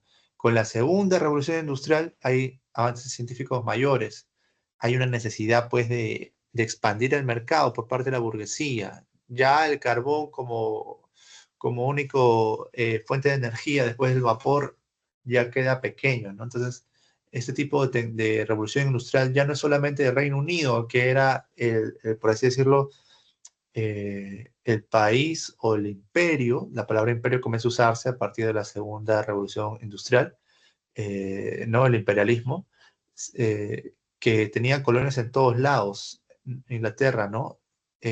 También habían los demás de Europa, los demás países de Europa que estaban unificándose y tenían monarquías constitucionales, querían pues tierras, querían llegar más allá. Y ahí es donde toman o se dividen a África y destruyen África, ¿no? Prácticamente gobiernan todo África, que lo vamos a ver también un poquito. No, no está África. No, todavía está más adelante. Bueno, entonces en la segunda revolución industrial va a pasar eso, ¿no? Va a haber mayores avances científicos. Miren, por ejemplo, el año, ¿no? 870, 1914, ¿no? La segunda etapa de la industrialización, o sea, la burguesía, las familias comenzaron a crecer más, la industria comenzó a expandirse más. Por ejemplo, la expansión del ferrocarril en 1840, ¿no? Solamente está en Inglaterra, 45, ya va agarrando Francia. 1850, ya toda Inglaterra, toda Francia, Alemania, mira, en España todavía no llegaba. 1870, ya agarró a España. 1880, ya toda Europa está conectada por trenes, ¿no? Estados Unidos también hace unos grandes cambios basados en los ferrocarriles. Y ahí es donde el petróleo y la electricidad son inventados. Gracias a quién? Thomas Alva Edison, ¿no? Inglaterra y Estados Unidos se ponen a la vanguardia de la tecnología, nuevas fuentes de energía, ¿no? Ya había la hidráulica antes de la de vapor, pero, y esto que habían reclamado, pues, ¿no? Los primeros obreros, este temor de que les quiten, pues, el trabajo, ya, no les quitaron el trabajo, lo que hubo fue un aumento de productividad, pero una baja, por así decirlo, un bajo valor de lo que era el trabajo del obrero. Bajó más la vida del obrero, ¿no? Trabajaba más, teníamos más como sociedad burguesa, por así decirlo, pero los controles de vida eran paupérrimos, ¿no? Algo que había pasado antes, se volvió a pasar, ¿no? Aumenta la productividad, pero no los derechos para todos. Entonces, en esta vorágine de abusos, por así decirlo, ¿no? De características como, por ejemplo, aparece el capitalismo financiero. Ya había las finanzas, ¿no? Para que vayan a Europa, pues el capitalismo es desde antes, ¿no? Las letras, las deudas de los Pinzón, por ejemplo, o en las casas de Sevilla para España eran deudas, pero el financiero ya se refiere que ya no solamente financian al Estado los capitalistas, sino se financian entre sí. El dinero toma un rol muy importante, la deuda toma un rol muy importante, prestan a países enteros, fondos monetarios internacionales, etcétera, ¿no? Y también, por otro lado, están los sistemas de organización del trabajo. Ahí está el Taylorismo y el Fordismo, que es, por ejemplo, la película de Charles Darwin, sí que está ahí, ¿no? Charles Chaplin, perdón, Darwin. Perdón, chicos, mucha información. Charles Chaplin, Sociedad Moderna, me parece, y otras películas, Tiempos Modernos, perdón. Ahí enfatiza cómo el ser humano, el obrero, solamente hace una tarea pequeña en la faja productiva, no tiene conciencia de lo demás, ¿no? Y es una pieza más. Entonces ahí se usa tanto a mujeres como a niños, se introducen a las empresas, algo que había pasado antes, pero acá aumenta mucho más. Ya la familia cambia también, ¿no? El papá se saca la mula trabajando, la mamá también, y como la mamá se vuelve una figura importante en la economía, es que también se inicia el primer bloque histórico del feminismo, ¿ok? Y también los derechos de los niños, de la niñez también. Como se ve esta explotación del capitalismo en su segunda etapa, en la etapa imperialista, ¿no? De la segunda revolución industrial, es que los derechos humanos y los trabajadores aumentan. Entonces ahí las ideas anarquistas y comunistas, que eran las nuevas, toman más fuerza, ¿no? Entonces ahí aumenta toda la industria eléctrica, petrolera, basado en científicos, en los nuevos ricos, ¿no? En los nuevos estados, presidentes, constituciones, y en la nueva clase trabajadora, que son los proletariados, ¿no? Los obreros. Entonces, para terminar de desarrollar un poquito eso, vamos a compartir otro videito respecto al movimiento obrero, ¿no? Nosotros ya cerramos un poquito este tema y vamos rápidamente ¿cómo se llama esto? A la Primera Guerra Mundial, ¿no? Es importante el nacimiento obrero, ¿no? Por lo que estamos señalando de las revoluciones industriales. ¿Ya? A ver, vamos con el movimiento obrero. De iniciativas colectivas llevadas a cabo por los sindicatos. Obrero. Poned atención que empezamos con el primer apartado llamado Los primeros pasos, ludismo y sindicatos. La concentración... ¿Se escucha, no? ¿Sí? De obreros en las... Sí, profe, se escucha. Ya, bravas. Vamos. Fábricas les hizo tomar conciencia de su durado los primeros pasos de la Inglaterra, ¿no? El obrero que se hizo pasar por un general, ¿no? Para hacer un movimiento obrero, la primera resistencia obrera. Ludismo y sindicatos. La concentración de obreros en las fábricas les hizo tomar conciencia de su dura situación laboral e intentaron mejorarla. Se conoce como movimiento obrero al conjunto de iniciativas colectivas llevadas a cabo por los trabajadores asalariados para mejorar sus condiciones. Las primeras reacciones contra las malas condiciones laborales fueron espontáneas y muchos obreros destruyeron las máquinas a las que culpaban de su situación. A este movimiento se le conoce como ludismo, porque los obreros actuaban en nombre de un personaje ficticio, llamado Ned Ludd. El primer movimiento organizado con fines laborales y políticos fue el cartismo. Entre los años 1838 y 1848 logró una gran movilización en Gran Bretaña, al presentar al Parlamento la Carta del Pueblo, un documento en el que se reclamaban derechos laborales y el sufragio universal, pues en este momento los obreros no tenían derecho al voto. En ese tiempo, los obreros solo podían participar en sociedades de socorro mutuo, es decir, asociaciones de apoyo a los trabajadores que enfermaban o se quedaban en paro. Ahora, toda esta cuestión, estas revueltas espontáneas son sistematizadas por el anarquismo y el comunismo, ¿no? O el socialismo. Lo que acaba de decir, ¿no? Apoyo mutuo es una base ética del anarquismo. Adam Smith, que es el liberal fundador, ¿no? De nivel ético y de la generación de la riqueza, él explica que la generación de la riqueza es basada en el egoísmo, en el tema de que si yo me preocupo por producir, por estar bien, con eso es suficiente para que la sociedad esté bien, porque todos vamos a preocuparnos cada uno por sí mismo, ¿no? Pero pone los peros, ¿no? De que no hay que llegar a la explotación, de hay que esquivar los monopolios, pero no son tan malos los monopolios. Entonces como que deja algunos atisbos. Esos atisbos son los que Marx y Bakunin agarran después y dicen, ah, mira, Adam Smith sabía lo que iba a pasar, ¿no? O sabía lo que estaba pasando. Pero los que saben lo que está pasando y los que tienen el derecho, por así decirlo, del cambio social en la actualidad, son los obreros. Por eso es que iniciativas como este apoyo mutuo, sin que hubiera sindicatos, ¿no? Todavía. Aunque ahí, miren, lo que dice atrás, unity is strength, o sea, la unidad es la fuerza, ¿no? Ya están hablando de la unidad sindical. Como conviven tantos trabajadores en un solo espacio, hay este tipo de esfuerzos, hay este tipo de empatía, ¿no? Muy distinto a lo que decían, pues, los liberales, ¿no? Como es igual que el trabajo recíproco que había, pues, en el antiguo Perú, ¿no? La idea de reciprocidad, del ayllu, todo eso. Recordando eso, las crónicas de Pedro César León inspiraron a Marx para escribir muchas cosas, o también inspiraron a los franceses para el socialismo utópico. Entonces, todo está relacionado a un tema de convivencia, ¿no? Mientras que una clase social conviven soportando ciertas condiciones, otra clase social tiene otras condiciones, otros intereses, ¿no? El derecho de asociación se reconoció por primera vez en Gran Bretaña en 1824. A partir de ese momento nacieron los primeros sindicatos, trade unions, que reclamaban mejoras salariales, reducción de la jornada laboral, supresión del trabajo infantil, etc.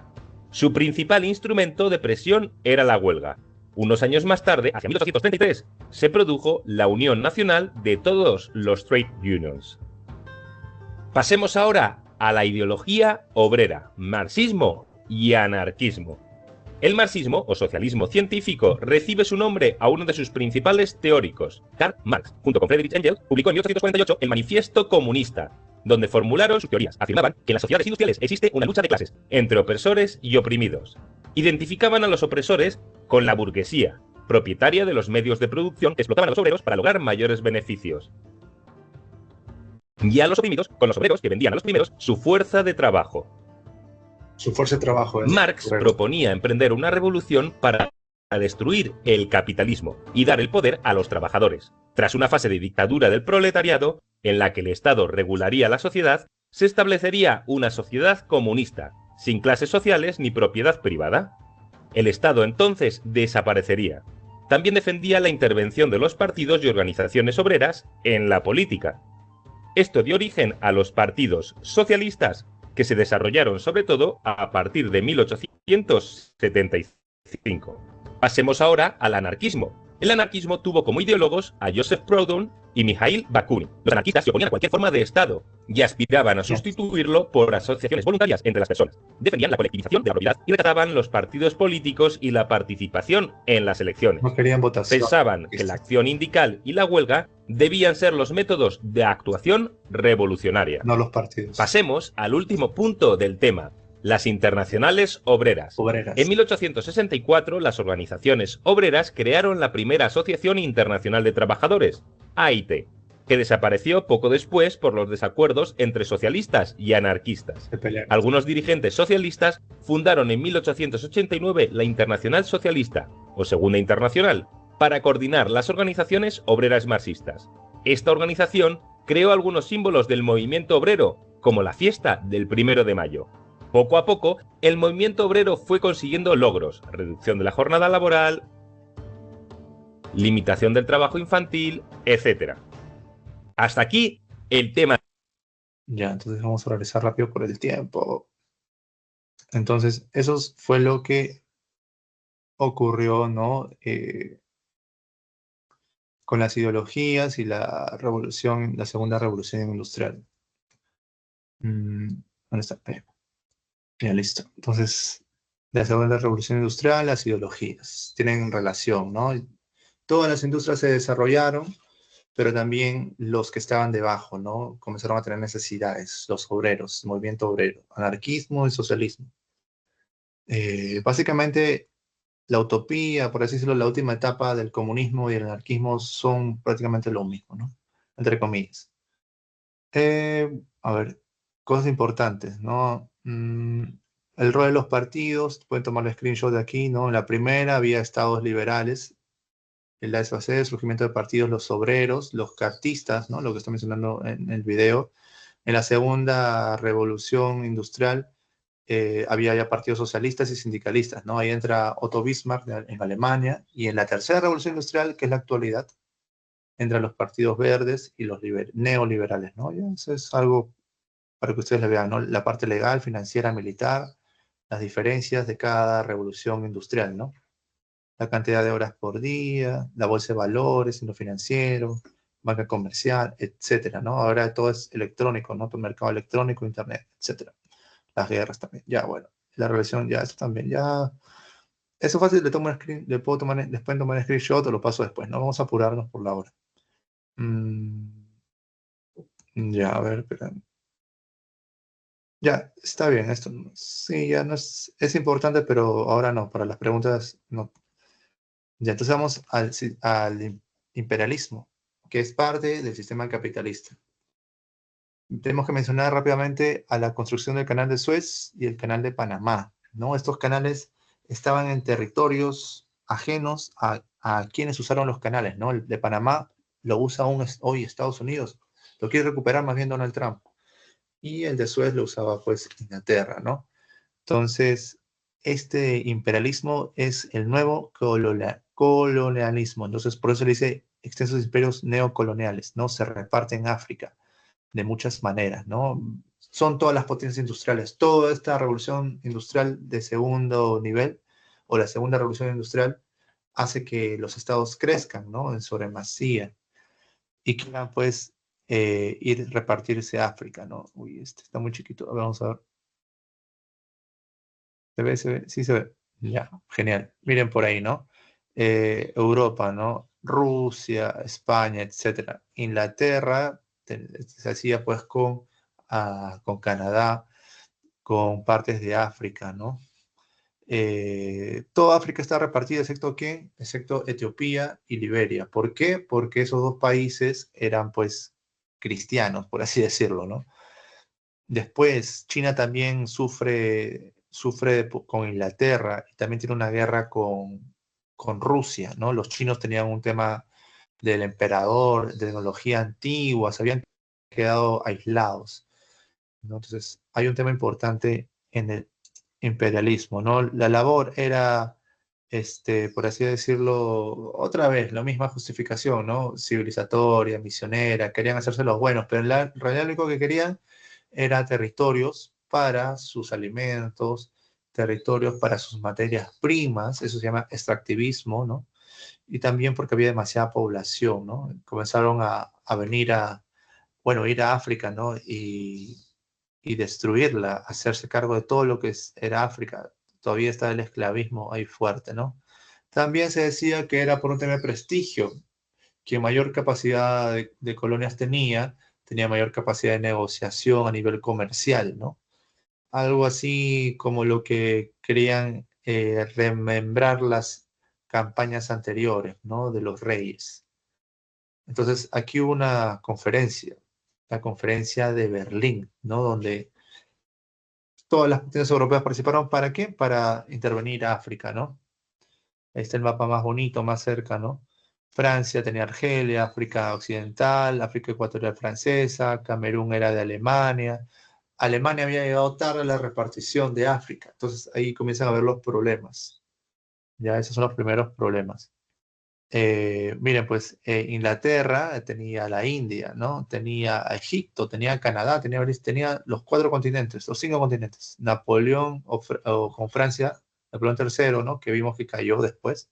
Tenía Indochina, Guayana. Esos territorios después van a servir también, van a tener problemas con Indochina, por ejemplo, va a tener problemas con lo que es Vietnam, ¿no? Entre que dice mete Estados Unidos. Cada uno de esos territorios colonizados por Europa, después Estados Unidos de cierta manera los toma como su herencia, ¿no? Como si Occidente tuviera la herencia de conquistar el mundo, por así decirlo, porque va a llevar la democracia, la libertad, o sea, la revolución burguesa, porque aún hay rezagos, pues, ¿no? De otro tipo de sociedades en el mundo, ¿no? Aunque ahora está todo es capitalismo. A ver, voy a checar un poquito. ¿No? Del Cabo, mira, por ejemplo, del Cabo al Cairo, alusión a la supuesta guerra entre la civilización y la barbarie, ¿no? Toda la idea replicando todo lo que había pasado antes. Los burgueses estaban replicando los errores, entre comillas, o las formas opresivas que habían sido víctimas ellos, ¿no? Y a partir de esta idea de imperialismo es que no fue suficiente para Europa, ¿ya? Ellos comenzaron a pelearse entre sí por el repartimiento de África. Como buscaban hacerse con África, comenzaron a hacer bastantes ejércitos nacionales. Entonces, al hacer ejércitos nacionales, había competencia. Y esta competencia es la que genera la Primera Guerra Mundial. Y aquí están los bloques militares, la Triple Alianza y el Triple Entente. Ustedes dirán, ¿cuáles son las diferencias? Realmente, analizándolo, es un tema de competencia, porque decir que la Triple Alianza hay una sola ideología y la Triple Entente hay otra ideología es mentira. ¿Por qué?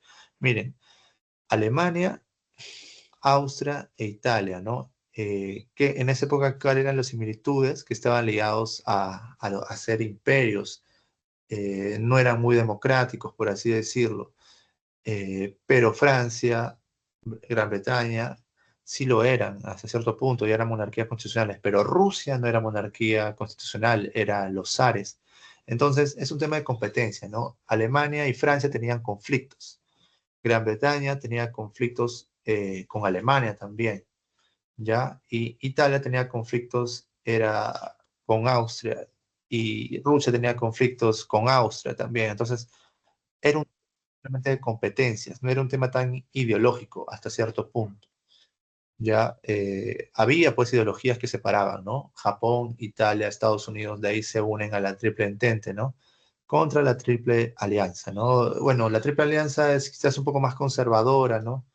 Un poco más revanchista.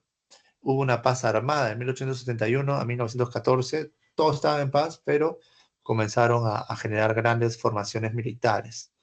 Ya ahí vemos en el mapa, vamos a agrandar el mapita.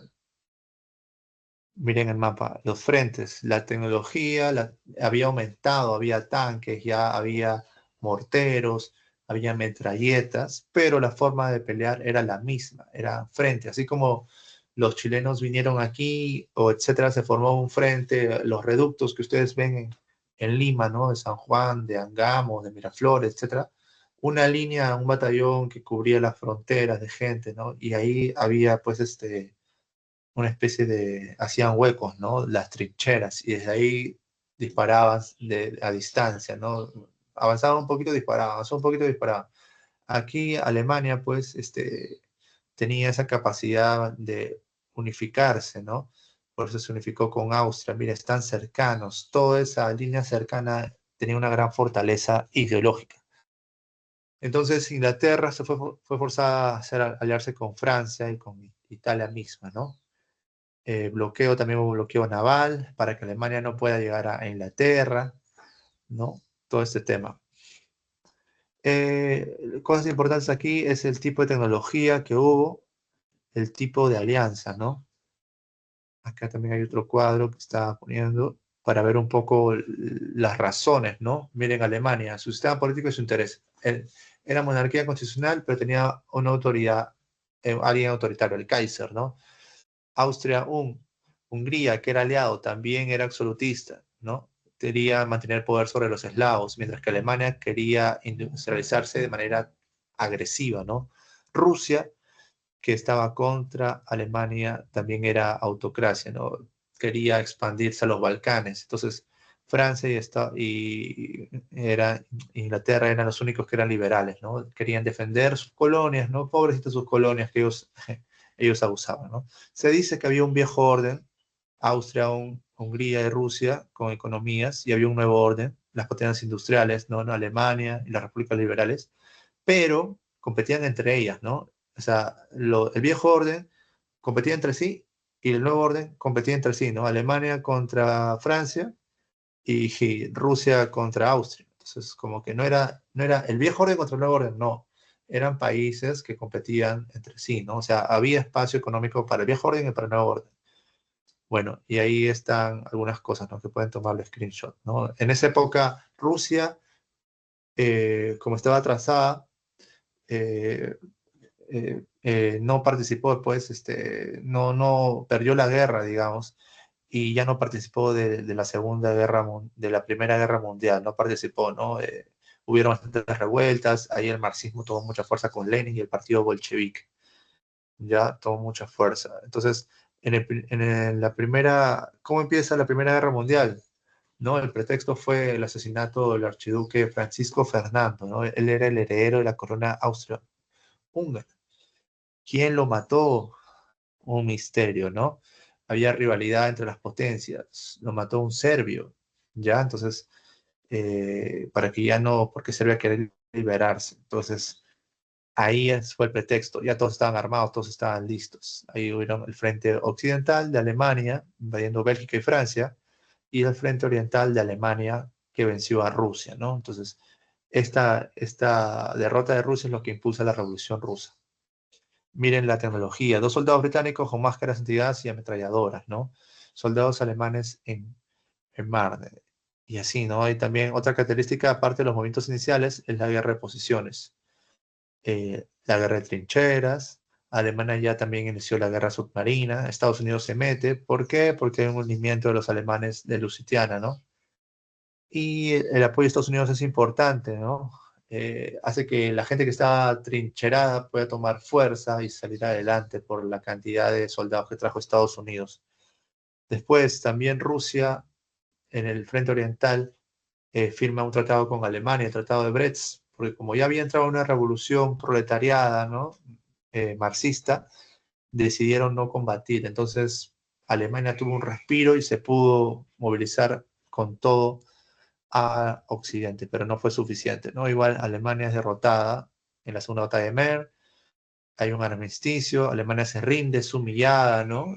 Le quitan sus territorios, le quitan sus colonias de África. Entonces, todo eso me el orgullo. Acuérdense que existía el anarquismo, ¿no? No solo el anarquismo y el socialismo. Predominantemente era el nacionalismo y el liberalismo, ¿no? Entonces, el nacionalismo alemán que se mezcla después con un poquito de socialismo porque agarra el tema de los obreros, ¿no? Solo que la diferencia es que el Estado se identifica como que los obreros, todos los ciudadanos son partes del Estado, es la diferencia entre los nazis y los socialistas, que en el socialismo hay partidos y hay hasta cierto punto democracia, no sé, por así decirlo. Los nazis no, los nazis se apoyaban en la burguesía, pero sometían a la burguesía, sometían a todos al Estado. Entonces, también había temas étnicos, pues se agarraron contra los judíos después con Hitler, ¿ya? Pero ellos se vuelven un estado absolutista otra vez, ¿no? Que después lo vamos a ver, un tema étnico, ¿no? De la supremacía blanca, etcétera. Bueno, pero ese problema empieza aquí, ¿no? Por la manera en que Alemania tuvo que rendirse, renunció a muchas cosas, sintió orgullo en su herido nacionalista, ¿no? Perdió sus colonias, debió pagar indemnización y redujo sus fuerzas militares a 100.000, ¿no? Entonces los nacionalistas se quedaron picones. Las consecuencias: 20 millones de fallecidos, desintegración de los imperios austrohúngaros, se desintegró también el imperio otomano, el imperio ruso, o sea, la caída de todos los imperios que no eran liberales, ¿ya? Los imperios liberales cayeron, el liberalismo triunfó y los inicios del socialismo también. Triunfó o aprovechó esto, ¿no? Y ahí se creó la Sociedad de las Naciones, que después se va a llamar la ONU, ¿ya? La Liga de las Naciones, que trataba de mediar, pues, los conflictos internacionales, ¿ya? Entonces nos queda 20 minutos. Entonces, como hay 20 minutos todavía, podemos ver un par de videitos y ahí vemos los ejercicios. Entonces, no me quería atrasar con ustedes, chicos. Entonces, vamos a ver un video rápidamente de los movimientos de la Primera Guerra Mundial, ¿ya? Lo voy a compartir ahora. Imperialismo. Primera Guerra, imperialismo. Ya, imperialismo un poquito antes, ¿ya? Para si hay tiempo, hay tiempo. Ya. El imperialismo, acuérdense, no es previo a la Primera Guerra Mundial y es básicamente el factor para que entren a la Guerra Mundial. ¿Por qué? Porque Alemania quería, pues, competir, porque ya había una paz armada, ¿no? Y porque se sentían en el derecho de hacer lo que hicieron los reinos con las colonias, ¿no? Este es un nuevo tipo de colonias desde la burguesía, ya no desde los reyes. Del imperialismo. El término imperialismo implica la extensión del dominio de un país sobre otros. El país que conquista lo denominamos metrópoli, y los territorios conquistados son las colonias. No es un fenómeno nuevo, pero en el siglo XIX adquirió una dimensión diferente. En la antigüedad hubo grandes imperios. Y en la Edad Moderna, varios países europeos, España, Portugal, Reino Unido, fueron potencias coloniales. Sin embargo, hacia 1870 surgió una nueva forma de imperialismo. Una nueva forma de imperialismo. Los primeros protagonistas fueron Reino Unido y Francia. Después... Ya, rápidamente, ¿por qué es una nueva forma de imperialismo?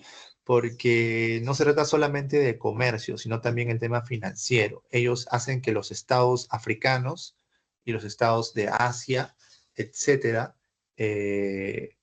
acojan a los capitales a la fuerza, ¿no? Sean controlados sus rutas marítimas, sus monopolios, sin necesidad de que haya una mezcla étnica, ¿no? O cultural. No hay eso. Hay un control de la economía, hay un control de todo esto, pero sin mezclarse étnicamente, porque si se mezclan étnicamente va a pasar lo que pasó, pues, ¿no? Con Estados Unidos y con todos los países hispanohablantes, ¿no? Que al haber mezcla étnica, hubieron mayores capacidades, pues, de independizarse. Entonces ellos ya no querían eso. Los burgueses dijeron, no, ya nunca más vamos a mezclarnos étnicamente, vamos a hacer algo que se llama apartheid. El apartheid es simplemente algo así como lo que está pasando en Palestina o como lo que ha pasado en Sudáfrica y también pasó en China, que es que los blancos, los europeos, controlaban a las poblaciones desde la distancia, desde sus empresas. Iban, vivían, controlaban la empresa, convivían un rato, no se mezclaban, dejaban que la población africana siga en pobreza. No les interesaba lo que pasaba con su gobierno, simplemente que les den trabajadores para que produzcan su empresa y exportar, nada más. No les interesaba meterse en el gobierno para nada, ¿no? Porque eran burgueses, no eran reyes que querían controlar el gobierno, no. Querían controlar, los burgueses quieren controlar la producción económica, no el gobierno. El gobierno que siga tribal, que siga peleándose, ¿no? Eso no nos interesa. Otros países como Alemania, Italia, Bélgica, Rusia, Estados Unidos y Japón. Por el contrario, España perdió las colonias en América y en el Pacífico. Las potencias imperialistas conquistaron o se anexionaron la mayor parte del mundo. En el año 1800, el 35% de las tierras del planeta dependía de Europa y Estados Unidos, y en 1914 este porcentaje era de un 84%.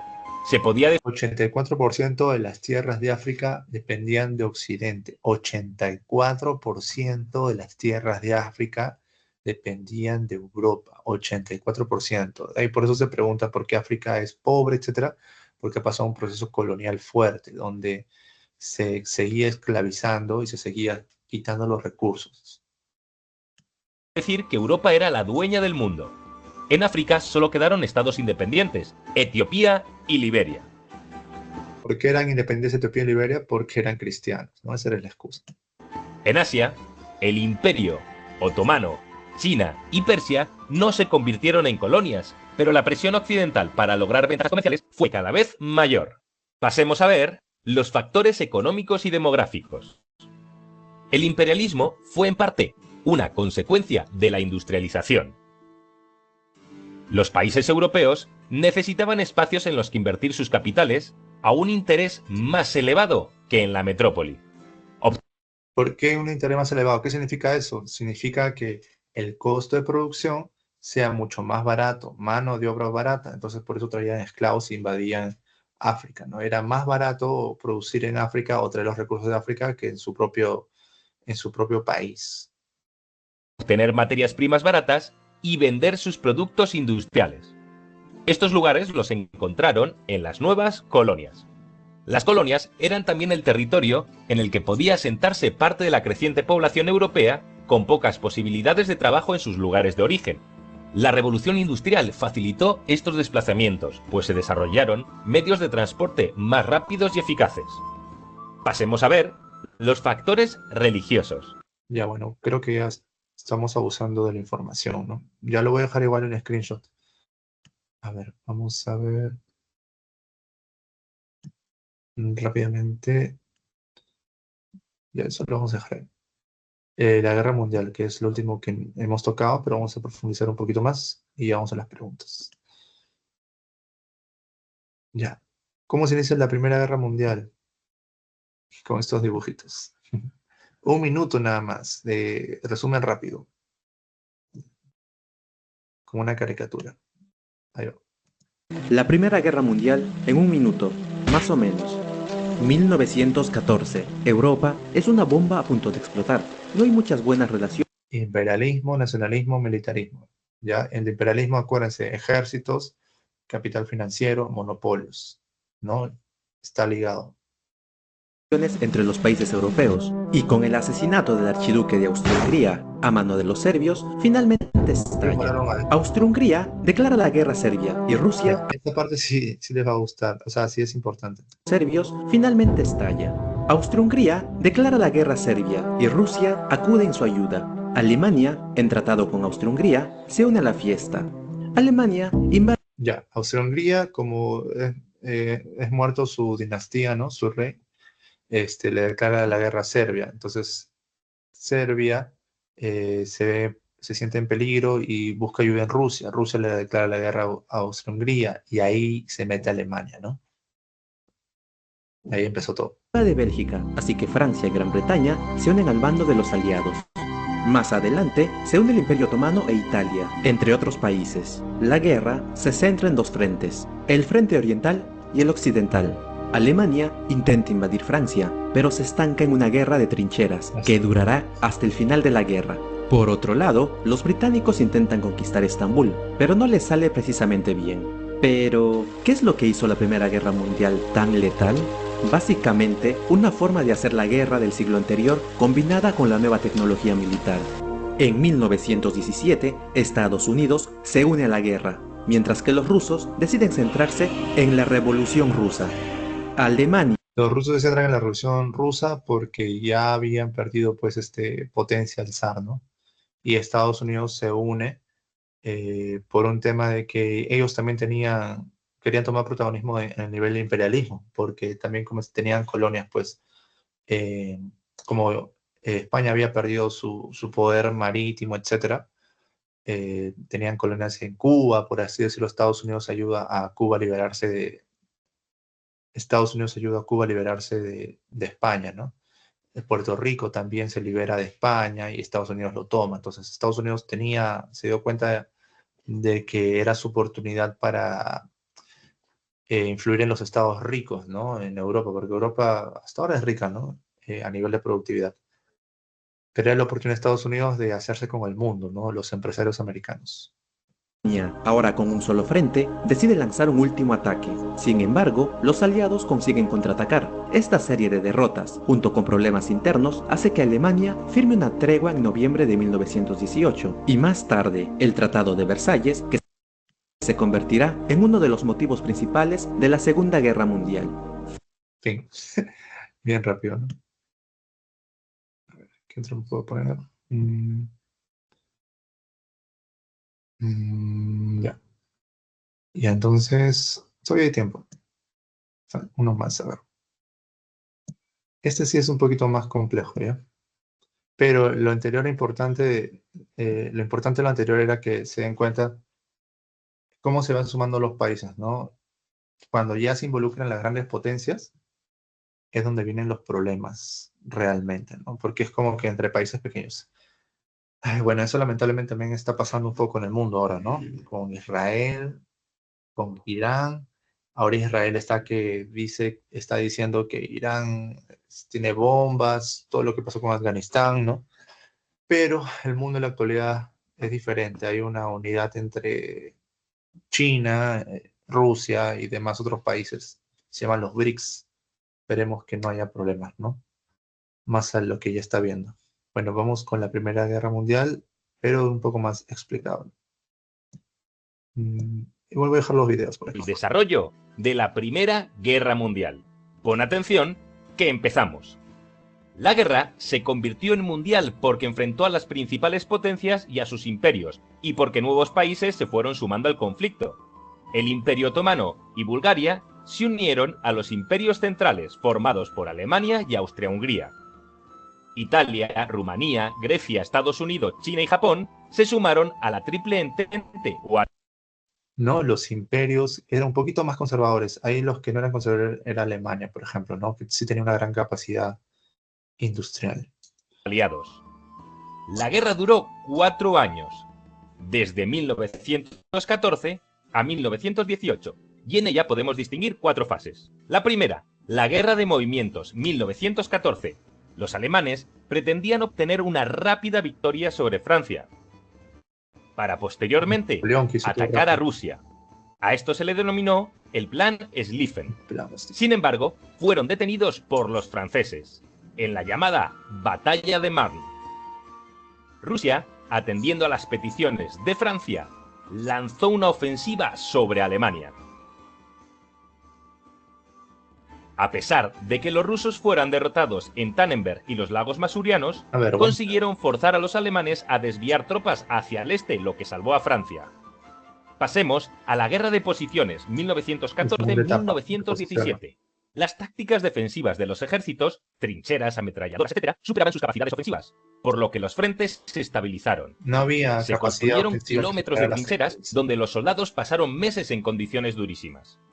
Los alemanes intentaron romper el frente occidental en la batalla de Verdún y los británicos en la batalla del Somme, ambas en 1916. Son ofensivas, ¿no? La ofensiva de Alemania fue la de Verdún. Pero produjeron resultados escasos y cientos de miles de muertos. Ante la estabilidad de los frentes principales, los aliados atacaron zonas secundarias. Los británicos, en el Mediterráneo, intentaron tomar el Bósforo y los Dardanelos, para aislar de esta manera a Turquía, pero fracasaron en Galípoli entre 1915 y 1916. Las colonias alemanas en África, excepto África Oriental, fueron conquistadas por los británicos, y las de Asia por Japón. O sea, las demás colonias en la Primera Guerra Mundial también fueron escenarios, ¿no? Eso debilitaba el flujo de los recursos naturales para continuar la guerra, ¿no? Imagínense, pues, de lo que pasó con un ejemplo así absolutamente loco. Lo que pasó con los incas en Chachapoyas que cortaban el agua, o lo que pasaba en las ciudades feudales a cortar también los recursos, ¿no? O las rutas comerciales, a irse a otro continente a cortar también las rutas comerciales de un país que está en otro continente. Esas son las guerras imperialistas. ¿Ven la diferencia? O sea, es guerras entre continentes. Es guerras entre un país que domina a otro continente. Mm, Antes de eso también las colonias fue algo así, ¿no? Pero aquí ya es mucho mayor, ¿no? El aprendizaje, hacer la guerra por parte de la burguesía es mayor al aprendizaje del absolutismo, ¿no? De los reyes. También destacamos que los aliados, en Oriente Próximo, ocuparon varias posesiones otomanas con la ayuda de los nacionalistas árabes. Los En árabes paralelo, quisieron se apoyar desarrolló el conflicto naval. a irse contra La los turcos, flota los árabes. británica bloqueó a Alemania. Esta contraatacó con la guerra submarina. La guerra submarina. Pasemos a la tercera fase, La última el fase. año decisivo, 1917. El año 1917 fue crucial. El frente ruso se derrumbó por el estallido de la revolución bolchevique, que supuso la retirada de Rusia del conflicto. Bolchevique, ¿qué significa? Significa partido de los pocos. Había los mencheviques y los bolcheviques. Los partidos ambos unos eran, digamos que reformistas, ¿no? Y los mencheviques eran bastantes, más organizados entre ciertos puntos. Pero los bolcheviques significaba partido de pocos, pero esos pocos eran de una conciencia revolucionaria, puedo decirlo, una formación mayor, ¿no? Más estratégico, más militares. Y movían más obreros, ¿no? O sea, eran pocos, pero movían mayor cantidad de gente. No es que estaban todos los obreros ahí, sino es que ellos dirigían a la gran masa obrera que quizás no les interesaba mucho estar en partidos políticos, ¿no? Sin embargo, el hecho decisivo fue la entrada de Estados Unidos en la guerra a favor de los aliados, lo que proporcionó importantes recursos materiales y humanos y decantó el conflicto a favor de este bando. ¿Por qué? Porque prácticamente como las fuerzas estaban igualadas, se trataba de quién ponía más gente, ¿no? Quién ponía un poquito más de recursos. La tecnología era igual para todos. ¿Dónde la tecnología cambia? En la Segunda Guerra Mundial, ¿no? En la Segunda Guerra Mundial. Bueno, ahí lo tenemos que dejar. Ahora sí vamos a ver las preguntas. Igual voy a pasar la videoteca, como siempre, chicos, no se preocupen. Vamos a ver las preguntas, los ejercicios. Vamos a... Ya. Entonces, hemos visto todos los temas. Aquí está la biblioteca. Tomen el screenshot también. No, ahí está. Uy, se bajó un poco. Ujú. Ya. Las respuestas, ¿ya? Las respuestas ahí están. Letra C. La primera es letra C. La primera es letra C. La segunda es letra D. La tercera es letra D. La cuarta es letra A. Y la quinta letra C. Ya. Ay, no tengo que a ver un rato. ¿Dónde estás? Tengo que buscar. No tengo el... Es que lo que pasa es que me cambié de computadora. Un momentito. Para leer los ejercicios. Semana 13, 12. Ya que está. Paciencia, paciencia con su profesor. Ya. Listo. Vamos a leer los ejercicios. No solo para que se lleven las respuestas, sino para razonarlo un poco. Ya, a ver, la primera letra C dice, nueva ideología política del siglo XIX, una nueva ideología fue el socialismo. ¿Por qué apareció el socialismo, chicos? Aparece por el imperialismo, porque la burguesía había crecido tanto que necesitaba pues una gran población de trabajadores en las ciudades, ¿no? Y aparece el socialismo en Europa. Cuando el socialismo o el capitalismo como sistema crece más, hay mayores poblaciones de trabajadores, ¿no? Eso ya sucede aquí con los obreros, etcétera. La vamos a ver después, seguro, en la época, ¿no? De los 80, los 70, hasta los 90. Bueno, en la actualidad también hay socialismo en varios lados. Este postulaba la desigualdad social era el principal problema de Europa de aquel momento, ¿no? Así el socialismo tuvo variantes como el científico y el utópico. Utópico, el que creía pues que a través del sindicalismo, de las cosas de convivencia, sin ningún método de ataque científico ni militar, iba a haber los grandes cambios, ¿no? Que la burguesía iba a acceder a los cambios a través de las cosas, de asociarse, negociar. El científico tuvo que analizar la economía, el capital, acuérdense de Marx, tuvo que analizar la filosofía alemana y tuvo que analizar la política francesa. Entonces, usó los tres para tener una concepción del mundo, por eso es científico, porque usa el método científico, incluso critica la ciencia. Ellos critican a la ciencia y dicen que la ciencia positivista es una ciencia que no ve el contexto social, solamente está en el laboratorio. En cambio, el socialismo científico dice hay que analizar la historia, hay que analizar la ciencia para cambiar la historia, para mejorar la sociedad, no solamente para economía o no solamente porque soy un gran científico y quiero descubrir grandes cosas para mi estatus, no, sino hay que pensar en todos porque hay mucha desigualdad, mucha injusticia, etcétera, ¿no? Eso es lo que dice el socialismo científico. Entonces la respuesta de la letra C postulaba que proletariados y burguesía eran clases sociales opuestas, clases sociales contradictorias que luchaban entre sí, cada uno por sus intereses, ¿no? El proletario quiere que le paguen más dinero y trabajar menos. El burgués quiere ganar más dinero, ¿no? El proletario quiere dirigir la empresa a su manera, el burgués también. Se tienen que poner de acuerdo, pero de todas maneras se va a enfrentar, ¿no? Siempre se va a enfrentar diferentes grupos humanos. Eso es lo que se dice, ¿no? La lucha en clases. Después de ese enfrentamiento va a ir el socialismo, etcétera, ¿no? Ya, la número 2, la respuesta a la letra D. Durante la Segunda Revolución Industrial, 1870 a 1914, a raíz de una serie de innovaciones tecnológicas, se produjo un nuevo cambio de economía y la sociedad mundial, ¿no? Cada vez que hay una revolución tecnológica, también cambia la sociedad. O viceversa, mientras que va cambiando la sociedad, va a haber un salto cualitativo en la tecnología, ¿no? Acuérdense la edad de piedra, edad de bronce, edad de los metales, edad de piedra, ¿no? Entonces, cambia la tecnología, hay un nuevo descubrimiento, la sociedad ve una nueva manera de ser, una nueva manera de organizarse, ¿no? Entonces, la respuesta es la letra D. Todas son falsas, excepto la 4, ¿no? Dice, invención de las máquinas de hilar y tejer. Ya se había inventado las máquinas antes, no necesariamente a vapor, sino por movimiento. Una máquina es que yo hago un movimiento mecánico o hidráulico, ¿no? Y hace el trabajo de varias personas, ¿no? Bélgica participó en el reparto de África. Había participado Bélgica, pero ese es antes, pues, ¿no? No es por eso una revolución industrial, porque Bélgica participe en África, ¿no?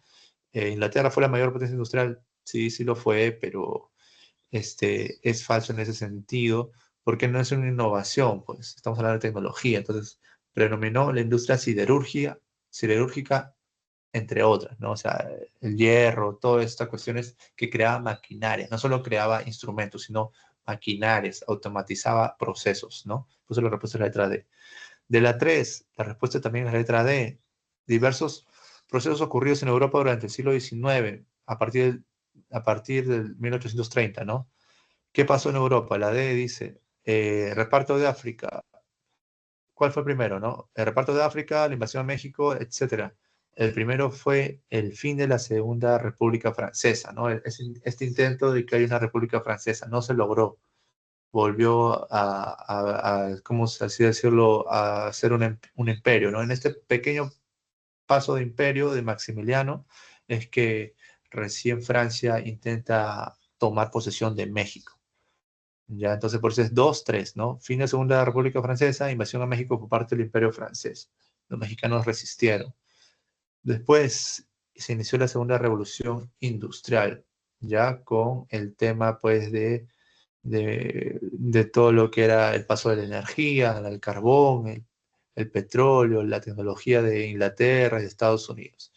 Y por último, fue el reparto de África, ¿no? La conferencia de Berlín, ya de una manera distinta, esta especie de neocolonialismo o nuevo colonialismo, ¿no? Neocolonización o un nuevo tipo de imperio, ¿no? De imperialismo, ¿no? Que acuérdense que es más basado en el apartheid, no combinar las razas, las etnias, no cometer el error anterior, porque si no se van a independizar, no meterse en política para que sigan pobres, solamente decir, mantener el orden tribal, no nos interesa lo que pase con los africanos, ¿no? Todo este tema, que incluso continuó hasta el siglo XX, ¿eh? Continuó hasta el siglo XX, que después hay procesos de africanización o nacionalistas desde África para mejorar su situación, y en la actualidad África también está en ese proceso. No cambia, la historia continúa, ¿no? La historia continúa. Bueno, cambia, pero cambian procesos, cambian pequeñas cosas. El cambio es continuo, mejor dicho, ¿no? El cambio es continuo, me corrijo, el cambio es continuo. Entonces, punto, el ejercicio 4, ya para acabar. El imperialismo europeo en la segunda mitad del siglo XIX fue motivado por diversos factores, ¿no? Lo que tengo la necesidad de controlar recursos estratégicos de otros continentes. Era motivado por el desarrollo industrial de las revoluciones económicas previas. Claro, revoluciones económicas previas, pero estas revoluciones eran controladas por la burguesía para la explotación del proletariado. Eso es lo que dice el socialismo, ¿no? Para los liberales simplemente era la producción máxima de las industrias para control del Estado, ¿no? No pensaban en los trabajadores. Entonces la respuesta es la letra A. Se buscó esto por un tema de prestigio internacional, o sea, un tema de poder, de que la burguesía quería más poder, más control sobre otros, competían entre sí en mercados y también a nivel militar, ¿no? Intereses económicos, militares, económicos, tanto. No solo era un tema, no era un tema como era antes, ¿no? De religión, de la bendición, la providencia, ¿no? Acá hay un tema material, económico, caos, el monopolio, por eso era el tema del prestigio, entre comillas. Y la última, la respuesta de la C, la Primera Guerra Mundial, 1914-1919, acontecimiento bélico de mayor magnitud hasta esa época, ¿no? De ahí aparece la Segunda Guerra Mundial. Ojalá que no ocurra una tercera. Recemos, hagamos lo posible. Bueno, ya.